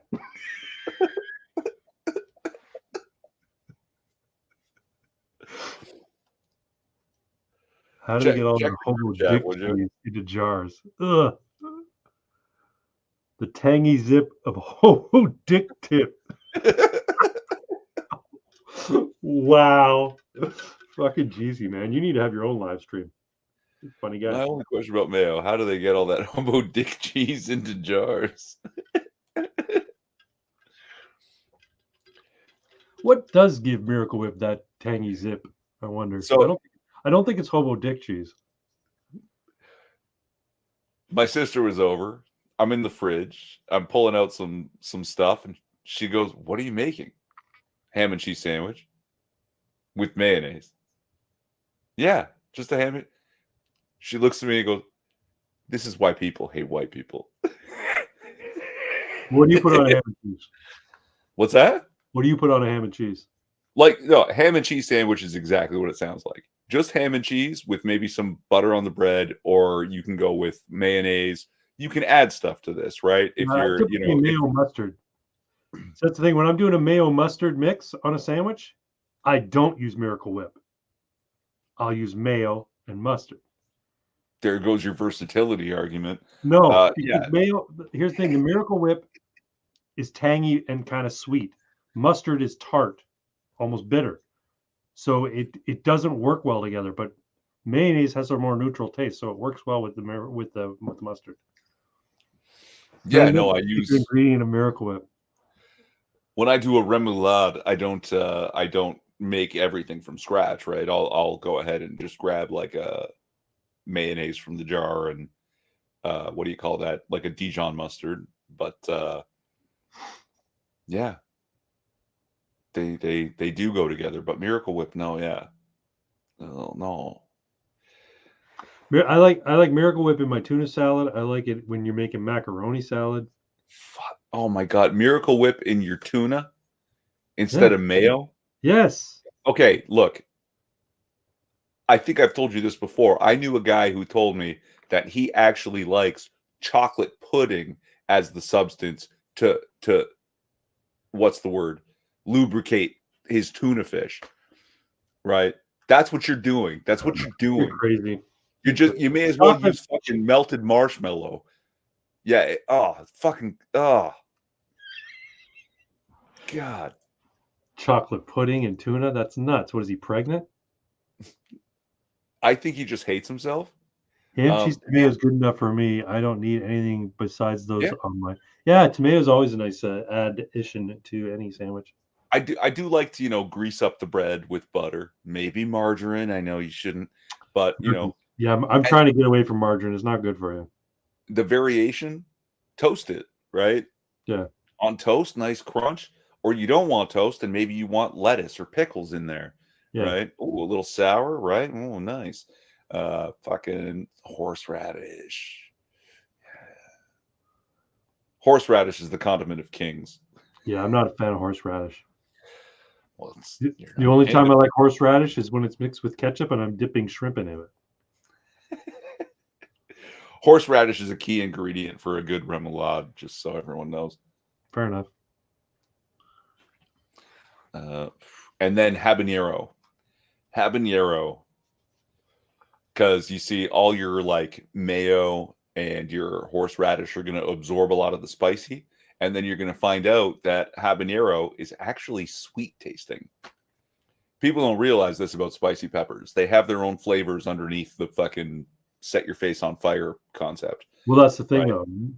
That's why I don't really like hot peppers, because I don't find the flavor. All I find is the heat, right? So I like spice, but I don't like so much spice that I can't enjoy my food, where it just dominates everything. It's like green olives on a pizza. The entire fucking pizza tastes like green olives. It's too strong a flavor. So when I do street meat, you go buy a sausage off the cart, onions, mustard, green olives. Yeah, each his own. Yeah. Oh, that shit is fire. This sliced Roma tomatoes with salt and pepper. Yeah. So I enjoy that as a snack, just like have a tomato and bite into it like an apple and then shake the salt on it and bite the tomato. It's really nice. I like tomato and onion on toast with butter and mayo and salt and pepper. White onion, not red onion. Yeah. No, I don't like red onion. And it bothers me that every fucking sandwich shop puts red onion on their shit. Yeah, they're trying to do this like I don't know, some delicacy thing. No. Red onion goes in a salad with iceberg lettuce and tomato. It's an offset, and it works nicely with oil and vinegar and salt and pepper. Yeah, it But doesn't on belong your in the sandwich. burger, white onion, or Yeah, maybe a yellow onion or a Spanish onion, or even a fucking Vidalia. But in your burger, you've got to no, have something really specific to yeah. go with that red onion. I think maybe like mushroom cheese melt with some red onion, that could be cool. But just like, oh, let's do red onion to be different. Go fuck yourself. It No, actually doesn't I think taste it's that because good red when you're onion is cheaper. I think for whatever reason they can get red onions for cheaper than like maybe. white onions. Maybe they hold up. Maybe they last longer. Maybe they you know, the more shelf have a longer shelf life. Remember, boys, always lubricate your tuna fish before indulging. Yes, add Yeah, you mayo. can't just eat tuna out of the can. It's too fucking dry. It'll make you Yeah. choke. You got to put something in there. You don't need to be politically correct. You can call them gypsy tomatoes, not Tomatoes. Roma tomatoes. You fucking dirty gypsy. Okay, Dave's Insanity Sauce. I know this brand. I know it well. It is fucking hardcore. We have done some shit with this sauce from way back when we were, yeah. Dave's Insanity Sauce is now. Are we talking about Dave from like Wendy's? Dave Thomas from No, Wendy's, or no, somebody no. else? Dave's Insanity Sauce was, we couldn't even get it here for a while. It came from, I think we had to get ours from the States, but now we sell it on the shelves. And Dave's Insanity Sauce is labeled, right? And there's like a disclaimer. It's great for adding heat to like gallons of sauces or soups or stews. You put a single drop in and the whole thing turns spicy. You can also use it to remove paint and clean driveway grease stains. They are not joking about this. This shit is so insanely hot. If you are not careful, you will get hurt. Okay, and the flagship one, the Dave's Insanity Sauce, actually, I've realized doesn't taste good.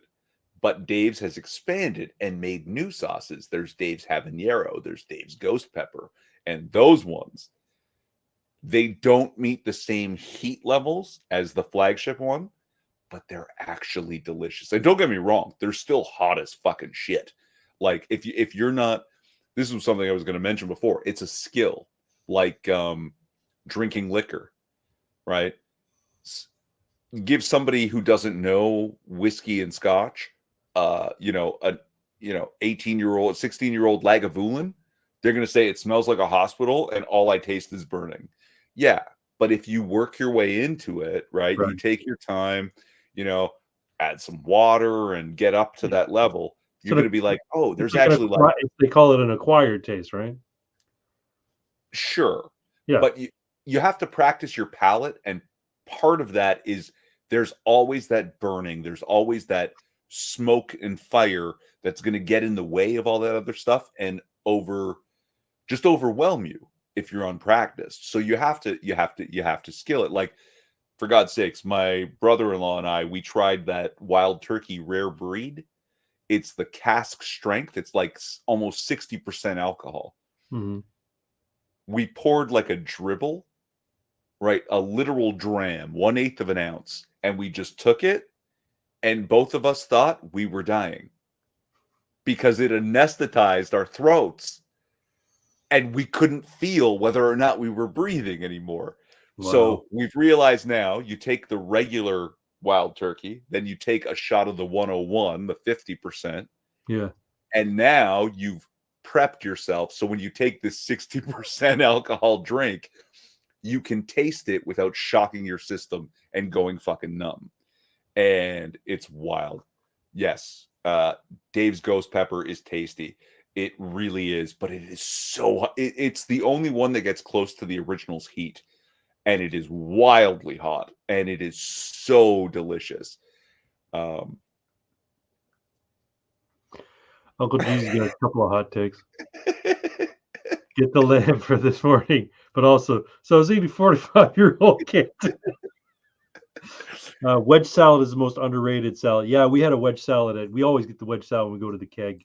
We went to the keg not too long ago, and we got a wedge salad. It's delicious. Six makes a wonderful habanero cheese sauce to eat with chips. Oh, Habanero is one of my favorite peppers because it's like middling hot. For yeah. people who aren't accustomed to spicy, it will knock their fucking head off. For people who are, it'll be like, that's not even that spicy, but it's delicious. And because cheese can be earthy and creamy, you add that little bit of sweet from the habanero and the hot now, suddenly you've covered like your whole palate.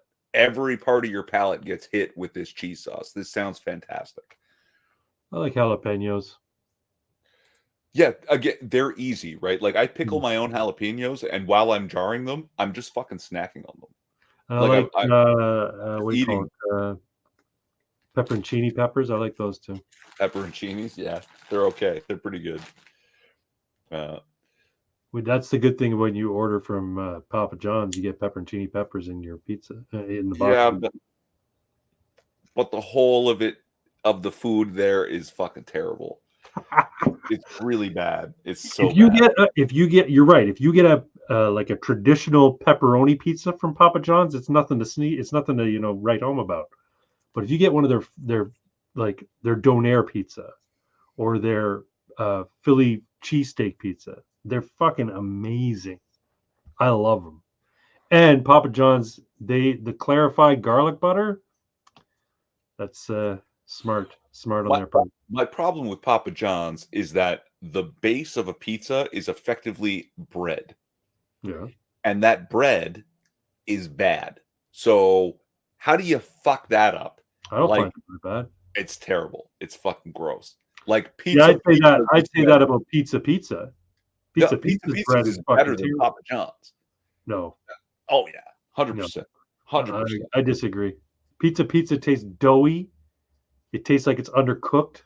No, I'm Yeah, not. so does Papa John's. So if No, it's gonna be doughy and undercooked and bad tasting, it may as well be fucking juicy. Like it may as well not be dry as fuck and cardboard in my mouth. you must have had a bad Papa John's. The one I get is good. There's also a place down on Brant Street here in Burlington called Lugano's. I love Lugano's pizza. It's very traditional New York style pizza, but their sauce has a sort of, I don't know what it is. It's like a sweet basil. It's like a sweet Oh yeah. sauce. It's good. It's good. My So wife hates it, but I love Lugano's pizza. funny story, the sweetness might not be from the basil direct. Tomatoes are naturally acidic. Yeah. So a lot of people and corporations will add sugar to the tomato sauce. Yeah. To cut that. Yeah. So your basil plus sugar might actually be what you're tasting there. It probably is. Maybe the sugar is bringing out the basil flavor. I don't know. They definitely have basil in their sauce, though. You can tell it's basil in their sauce. Serranos are nice. They're hot. They're good and hot. What's your least favorite pizza chain pizza? Papa John's. Really? No. Okay, Papa John's is up there, and I'm still mad at you for suggesting it, but it's actually a place called Gino's. Gino's Pizza. Do you know Gino's? The Gino's chain? Yeah. Yeah, I'm gonna say Little Caesars is the fucking worst. No, you know what? I'd rather eat Little Caesars or 2 for $1 than I would eat Gino's. Yeah, fuck. Each his own, I guess.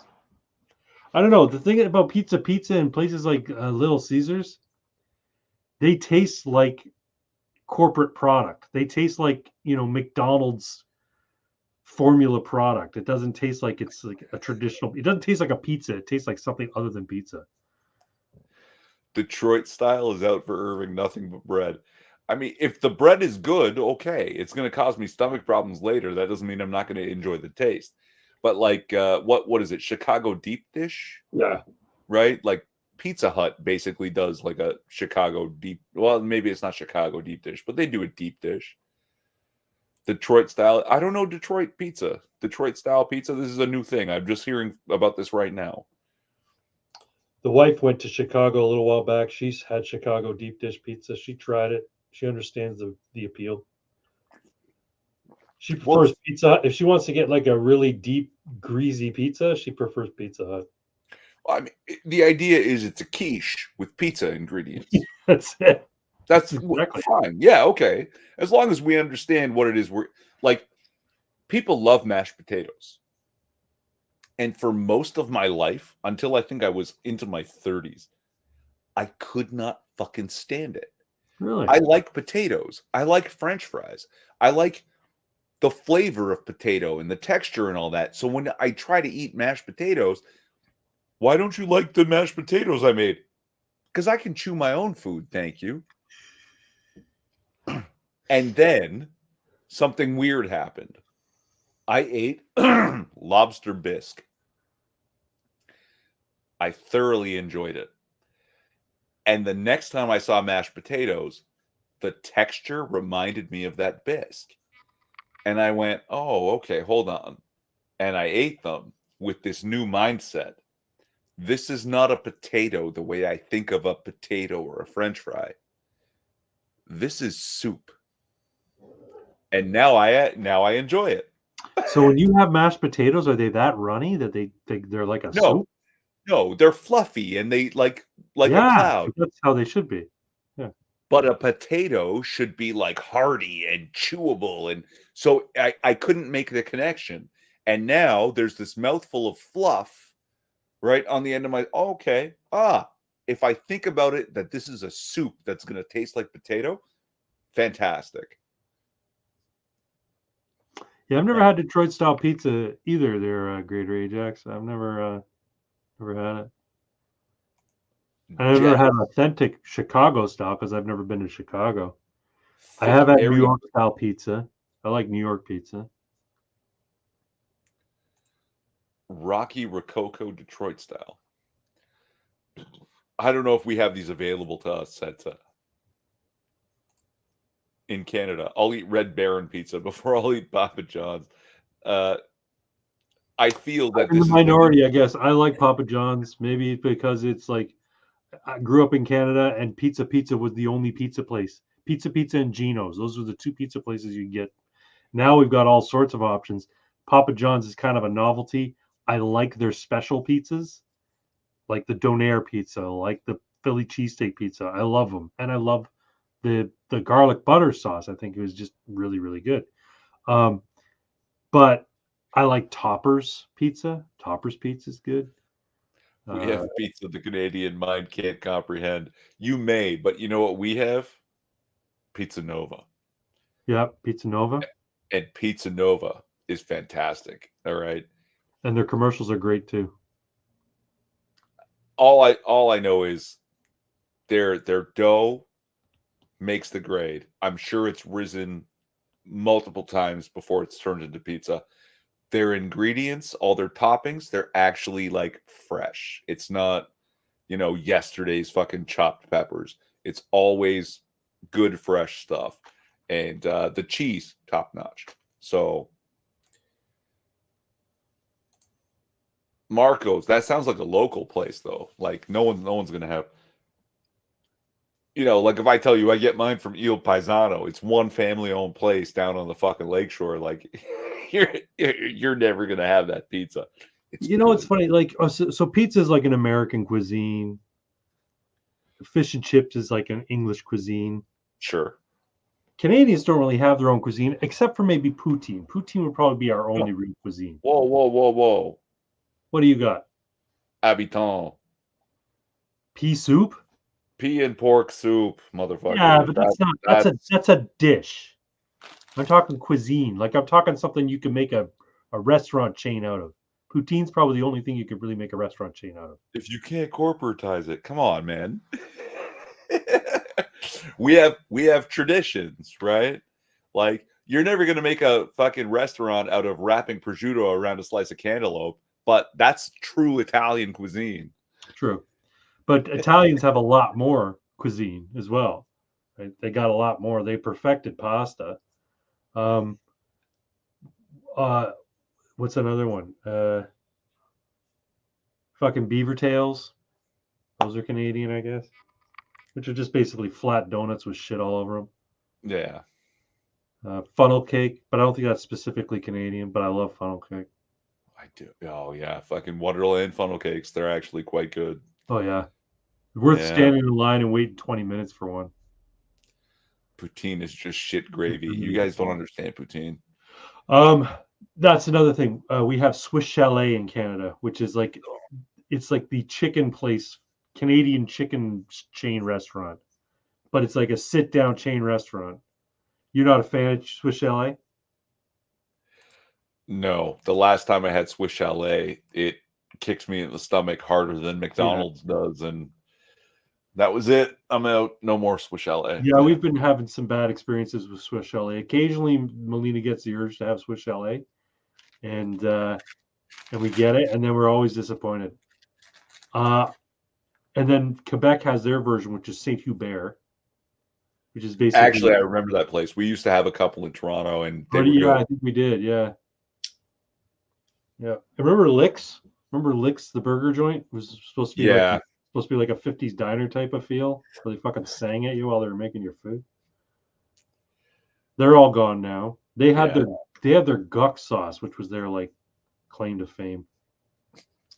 Their special sauce, which I think it was just tartar sauce, to be honest. Tartar sauce with more mayo on it. We talked a lot about food tonight. We all invented maple everything. Yeah, we put maple in lots of stuff. I mean, hey, look, there are Americans that think that maple syrup comes from Vermont. They're not wrong. Some of it does. But 90% of the whole world's maple syrup comes from Canada. And 90% of that comes from Quebec. So whatever you might think about the French in Canada, you got to hand it to them. Yeah, they have that market cornered. Quebec and New Brunswick do the bulk of the maple syrup crop, and Ontario does a little bit of it, but it's mostly Quebec and New Brunswick. Yeah. It's wild.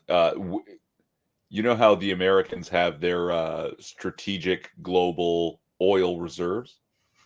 Canada has a strategic global maple syrup reserve. Well, they should. We have 15 million barrels on hand at all times. And a barrel of maple syrup sells for something like 20 times more than a barrel of crude oil. That's hilarious. Well, that's a luxury item, right? That's understandable. It's a luxury item. Do you know how much raw tree sap you need to collect to make 1 liter of maple syrup? Is it 20? 40. 40, eh? Fuck. 40 liters of sap gets boiled down into 1 liter of maple syrup. And it takes hours to boil all that shit down. Your diets are making you have fat brain. Yeah, probably. Oh, all you can eat prime rib. I've been asked to you on several occasions that I was told to leave. But it's all you can eat. And clearly I can eat more. That's false advertising. Does that sound like a man who's had all he can eat? That's right. Then they closed. And did you go home after they closed?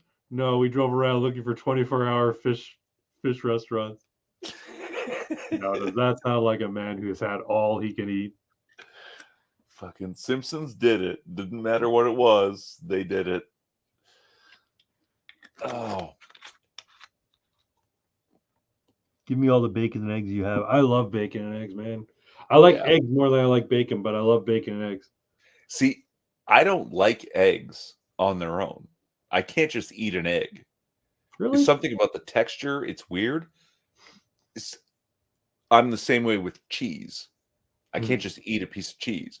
But put cheese on my burger or my pizza or in my sandwich. Okay, now we're talking. Yeah. And I treat egg the same way. Egg is accoutrement to what I'm eating. So that's why, like, a bacon and egg or fried sandwich is Oh, fucking top notch, man. Yeah, Melina's big on the avocado toast with egg. She'll either soft boil an egg, crack it, and pour it on top of toast with avocado. I'm like, that's a lot of Interesting. fucking work. Or she'll poach an egg and put it on toast with avocado. Poaching is harder. I know. Just fry the shit. It I'm is. just You know frying what it. though? I would love a fucking poached egg inside my Poached eggs are fucking good. bacon sandwich. Yeah, that sounds fucking fantastic. Yeah. Uh, I like eggs Benedict from time to time. I can eat scrambled eggs on their own, but I probably wouldn't just eat a boiled egg or whatever on its own. No, if I'm gonna hard boil eggs, uh, I'll pickle them afterwards. I like pickled eggs. They're good. gross. They're a good little protein snack. Just pop it in your mouth. And Amish pickled eggs are my go-to. Then the avocado is very Latino, South American, Mexican. Okay, don't even go there. Just because white people like what's the word there? Uh, appropriated it. Yeah. Culturally appropriated the avocado. Yeah, Melina's very basic. I'm not gonna lie. So basic. Like avocado's good. It's good in its place. It's a good accoutrement.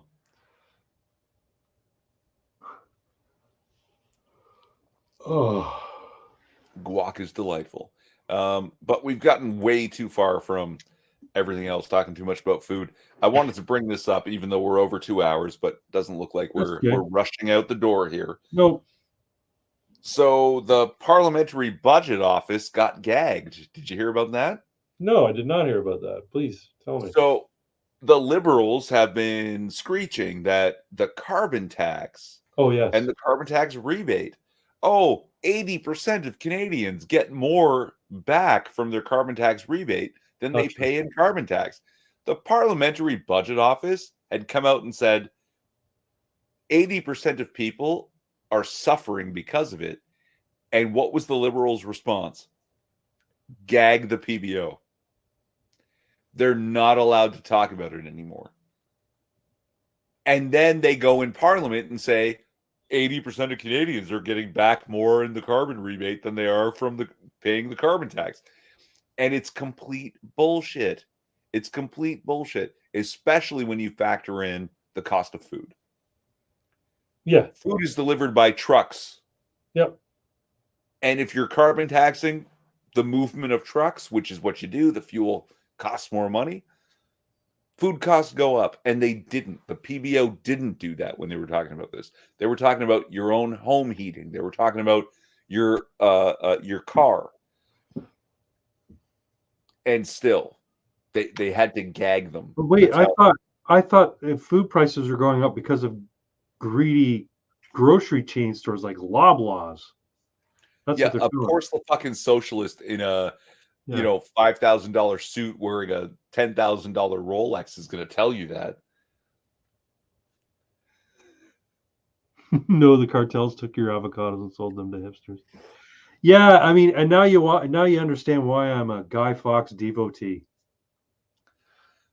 I posted something on Twitter the other day. When is Canada gonna, when is some Canadian gonna follow Guy Fawkes' example? Rip Six's culture, yeah. Rest in peace, Six's culture, yeah. The cartels took your avocados and sold them to hipsters.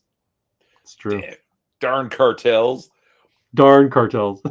Well, I mean, that's what my my thumbnail was about tonight. I hope you guys saw it. I worked real hard on that. Not really. You Googled a picture of a guillotine and that was hard. I like I like the font you use on yours.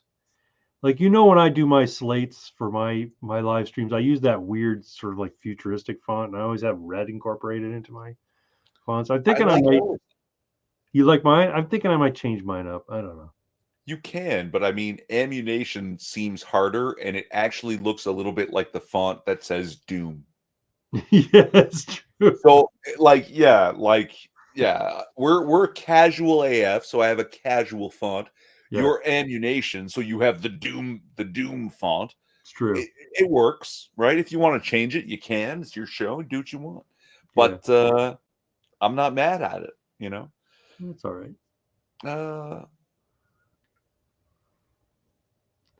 So when are we going to have a revolution there, Mr. Twin?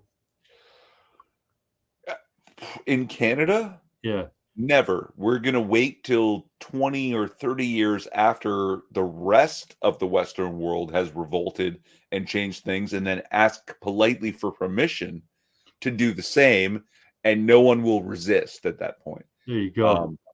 But like, do you think that populism will ever come to Canada?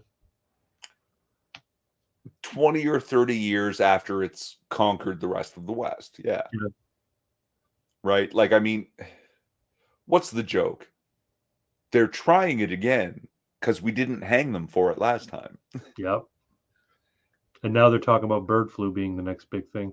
They're going to try and force vaccinate everybody and kill a whole bunch of chickens, so that the only thing that's going to be left to eat. There was another great big fire for a chicken plant, right? Yeah, I heard about that. Yeah. Yeah. Total coincidence. It's like once a month, massive food processing plants for good natural foods are being like just catching fire out of nowhere. Yep. Mm-hmm. It's insane. But yeah, no, there was something that came up about actually the which one's bird flu? H5N1? I don't know. Yeah, maybe. Someone died in Mexico and someone died in Georgia? Yeah. Is that right? Americans, please help me out. Could be. But the bird flu, the avian flu, is well known for its variance in mutation because all viruses mutate pretty easily and quickly. Right. The two people that supposedly were killed by this virus, hundreds of miles apart, had the exact same virus. Wow. No minor mutations. Interesting. There should be minor mutations. It should mutate with every infection a little, at least a little bit. But these two are apparently identical. So that's really fucking suspicious. Did you hear that it finally came out that PCR tests were bullshit all along? It came out immediately. They gave more false positives than actual positives, apparently. The guy who invented the test came out against it immediately. He said, yeah, you can't use these for viruses. He said you can't use it the way you're using it for this. Yeah. Right? It can be used in a lot of ways, but he was like, the way you're cycling it, and I'm not sure what that means, and so bear with me, people. You rotate it in one of those cyclotron things. But basically, you could cycle something any number of times and get a positive, right? Yeah. If it's not positive, cycle it more. It's not positive, cycle it more. It's not positive, cycle it more. Positive. Right. There we go. Yeah. And you could do that with anything, right? You could literally take an avocado. Well, they did it with a can of Coke. What's that? A guy did it with a can of Coke.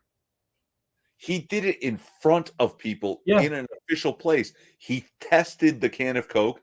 They tested a lemon in front of people and said, look, here's a false fucking positive. Yeah. How does a lemon and a can of Coke have COVID? So Fauci's under fire right now because a whistleblower from the NIH came out and said, yeah, basically, Fauci and everybody else already knew that the virus came from the Wuhan lab, and they were lying about it. Fauci also is under fire because he made up the rule of 6 feet apart. The social distancing thing was just pulled out of thin air. I didn't make it up. It just sort of appeared, and then I went with it. Yeah. And the mask thing was horseshit as well. Maybe the guy playing Plague Incorporated with humanity isn't very good and hasn't evolved the virus properly. Do you remember early 2020, like March? You started playing it. I played Plague while we did a live stream. Like, yeah, it was when everybody was still scared about the virus, saying, "Oh, you hear about this virus? It's going on in China." Yeah. fucking wild, man. Ages ago. Seems like ancient history. Yeah, like it's ancient history and yesterday at the same time. Yeah, It's it's weird. fucking, Yeah, it's so we're like fucking. in a time distortion right now. These last 4 or 5 years have been like the world's on pause until the next big thing actually happens. Yeah, You know what I mean? It's like the end of an epoch, but it hasn't quite ended yet. We're waiting. I think it's going to end with Trump getting elected and throwing all the pedophiles in jail. Trump will get elected from prison. Yeah, can That's you going to be imagine? the best part. He's going to be in prison. He's going to be in his little fucking trailer against the fence of the prison, surrounded by Secret Service. Secret Service, and he'll get elected. And then his first act will be to pardon himself, and Right. he'll just walk out of prison, and it's going to be so fucking glorious. That'd be Like awesome. 3 million people, approximately 3 million dead people, vote every year in the U.S. Right. or vote every election in the U.S. Yeah. rather. Uh, and you can find 100,000 votes to turn a single county here Yeah. and there. You can do that repeatedly. Yeah. You won't be able to find the 20 to 30 million votes that you're going to need to stop Trump. Right. It's going to be wild. It's going to be oh yeah. So That apparently would be we're part of already WWE. in. But yeah, it could. That could be it too. That could be it too. Um, I have you been seeing Robert De Niro? He's been Yeah, making I the saw rounds that. lately. He's going everywhere and talking about how much he hates Trump. He can't offer a concrete reason why he hates Trump. He just hates him. And all this other stuff is floating around on the internet about how De Niro uh, was caught up in France, having being involved in a sexual liaison with a person who was underage. No Hillary, shit. this is what I heard. Apparently, Hillary Clinton made it quietly go away, basically saying, "You owe me a favor," kind of thing. And this is the favor. He has to come out and scream about Trump. I have a feeling that Trump's going to put them all in jail for all the shit's going. First off, the idea that like they're talking about removing his Secret Service detail because he's a convicted felon. They wanted to pass a law that did that, um, and uh, and the idea is like he's going to be ineligible to hold office. Blah blah blah. All this nonsense. I have a feeling that if anything were to happen to him, that would make him either kill him, make him ineligible to hold office, or whatever. I think he's got a dead man switch that's going to get all that shit is coming out. God, Everything's I hope so. Michelle Obama's dick is going to be fucking revealed to the world. Barack Obama's, messing around with kids is going to be revealed to the world. Hillary Clinton, Joe Biden, all that stuff is going to come out. The frazzled rip is going to come out, and they're all going to be thrown in jail for it. Terry thinks it would be funnier if he didn't pardon himself and just ran the country from prison. You know what? That would be a good, quiet place It would be, to yeah. run a country. Like, And yeah, you know what? You think your own he'd private be trailer. You know, he'd be pretty safe there too because of all the shit that they'd have to go through to get into that prison just to see him, right? but I don't discount the possibility of assassination. And yes, okay, let's go back to this World War III idea.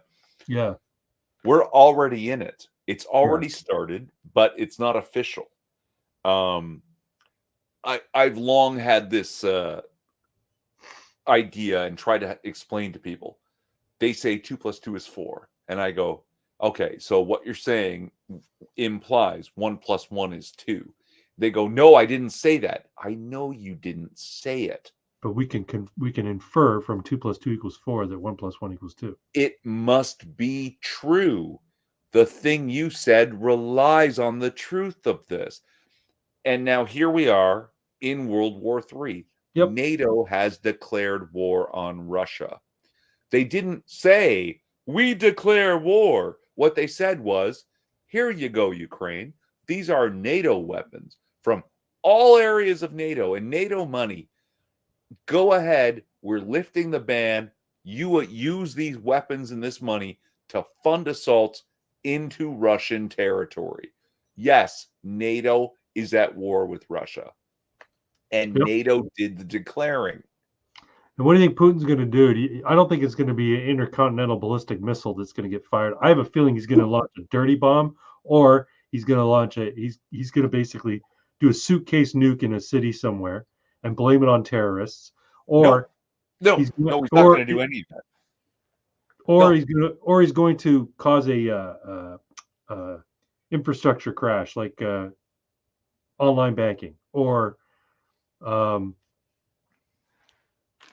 or just make the electrical grid go down for like days on end.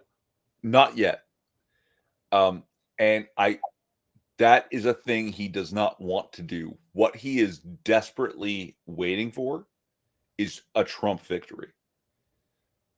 None of this shit went down while Trump was in power.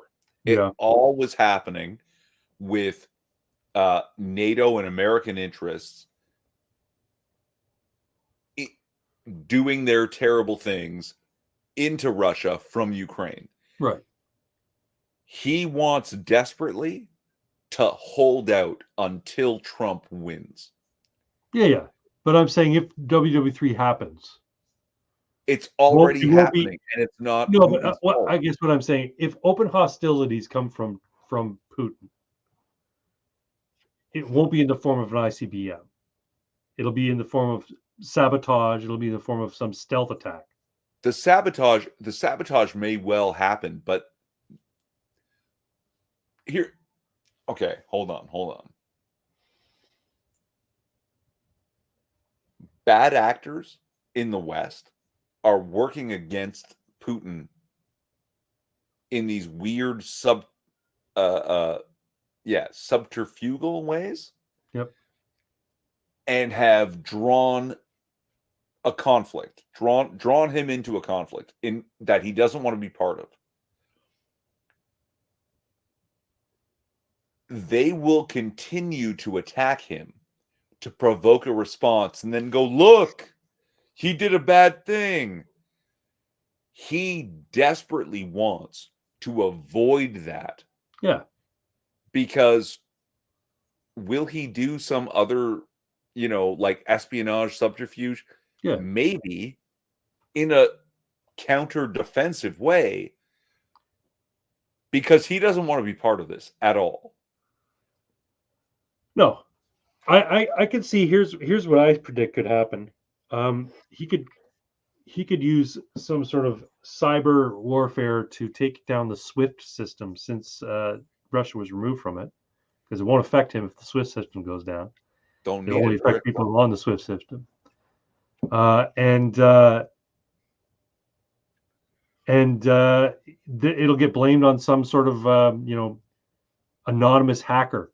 It'll be blamed on this evil 4chan fellow.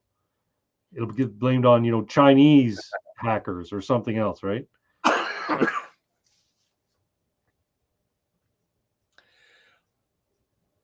I think what's the most likely outcome is a false flag that the Western powers will blame on Putin. Oh and yeah, declare war and say elections are suspended like they did in Ukraine. yeah. Um, Except the U.S. has never suspended elections, even yeah, during wartime. So they'd have a tough time doing that. Here's the thing: half of the United States is not going to accept the results of the election, regardless.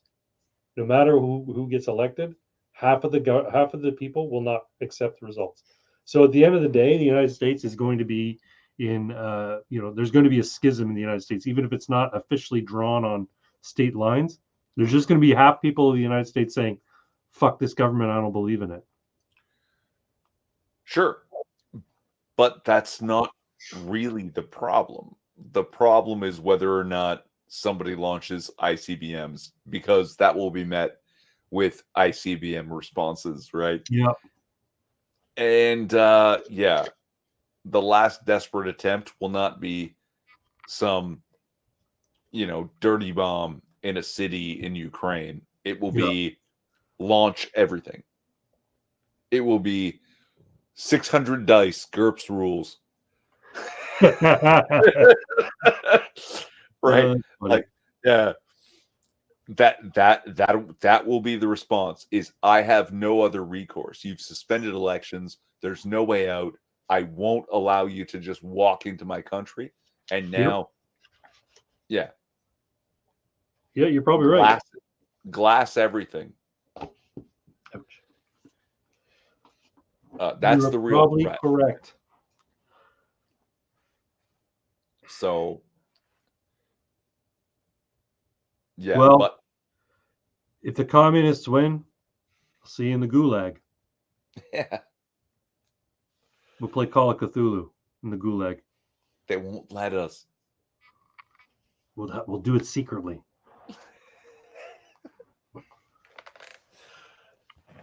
H.P. Lovecraft was a bigot. You can't play this game. Thank you for noticing.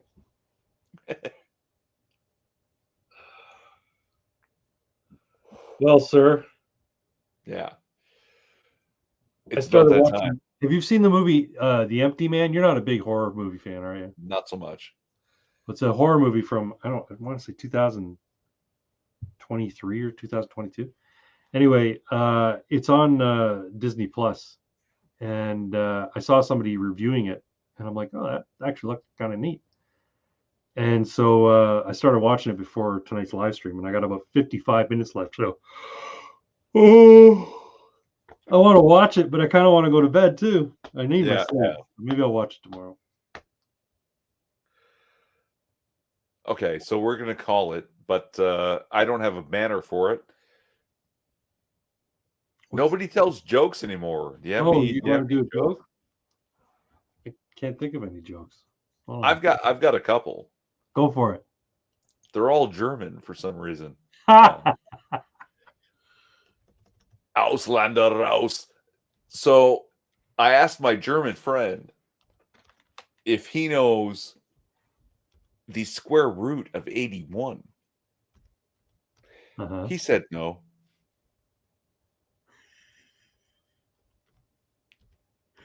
Oh, that's pretty good.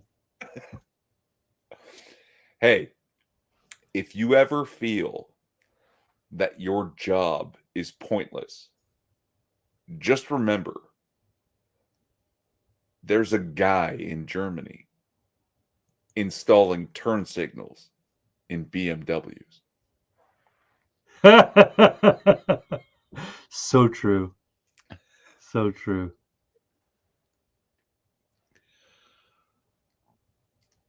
Any last thoughts? Any song lyrics for us?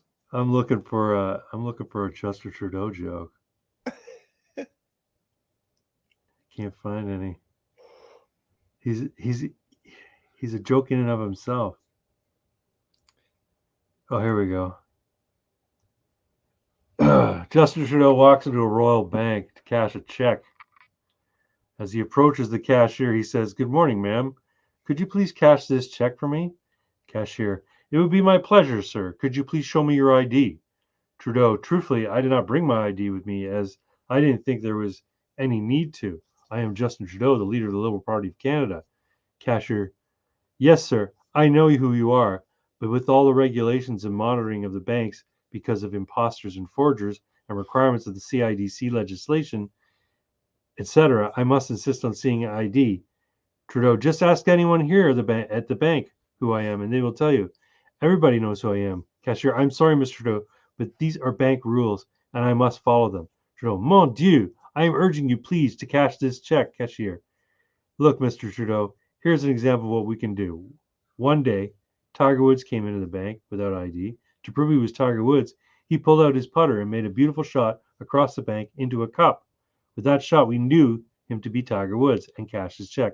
Another time, Andre Agassi, came in without ID. He pulled out his tennis racket and made a fabulous shot, whereas the tennis ball landed in my cup. With that shot, we cashed his check. So, Mr. Trudeau, what can you do to prove that it is you and only you?" Trudeau stands there thinking, and finally says, "Honestly, my mind is a total blank. I have absolutely no idea what to do. I don't have a clue." Cashier: Will that be large or small bills, Mr. Trudeau?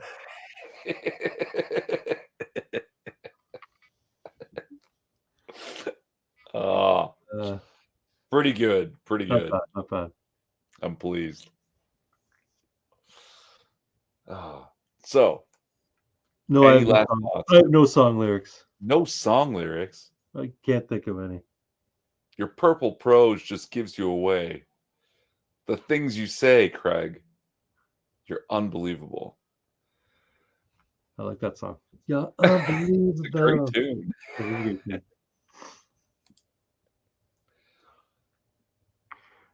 Da do do do da da da da.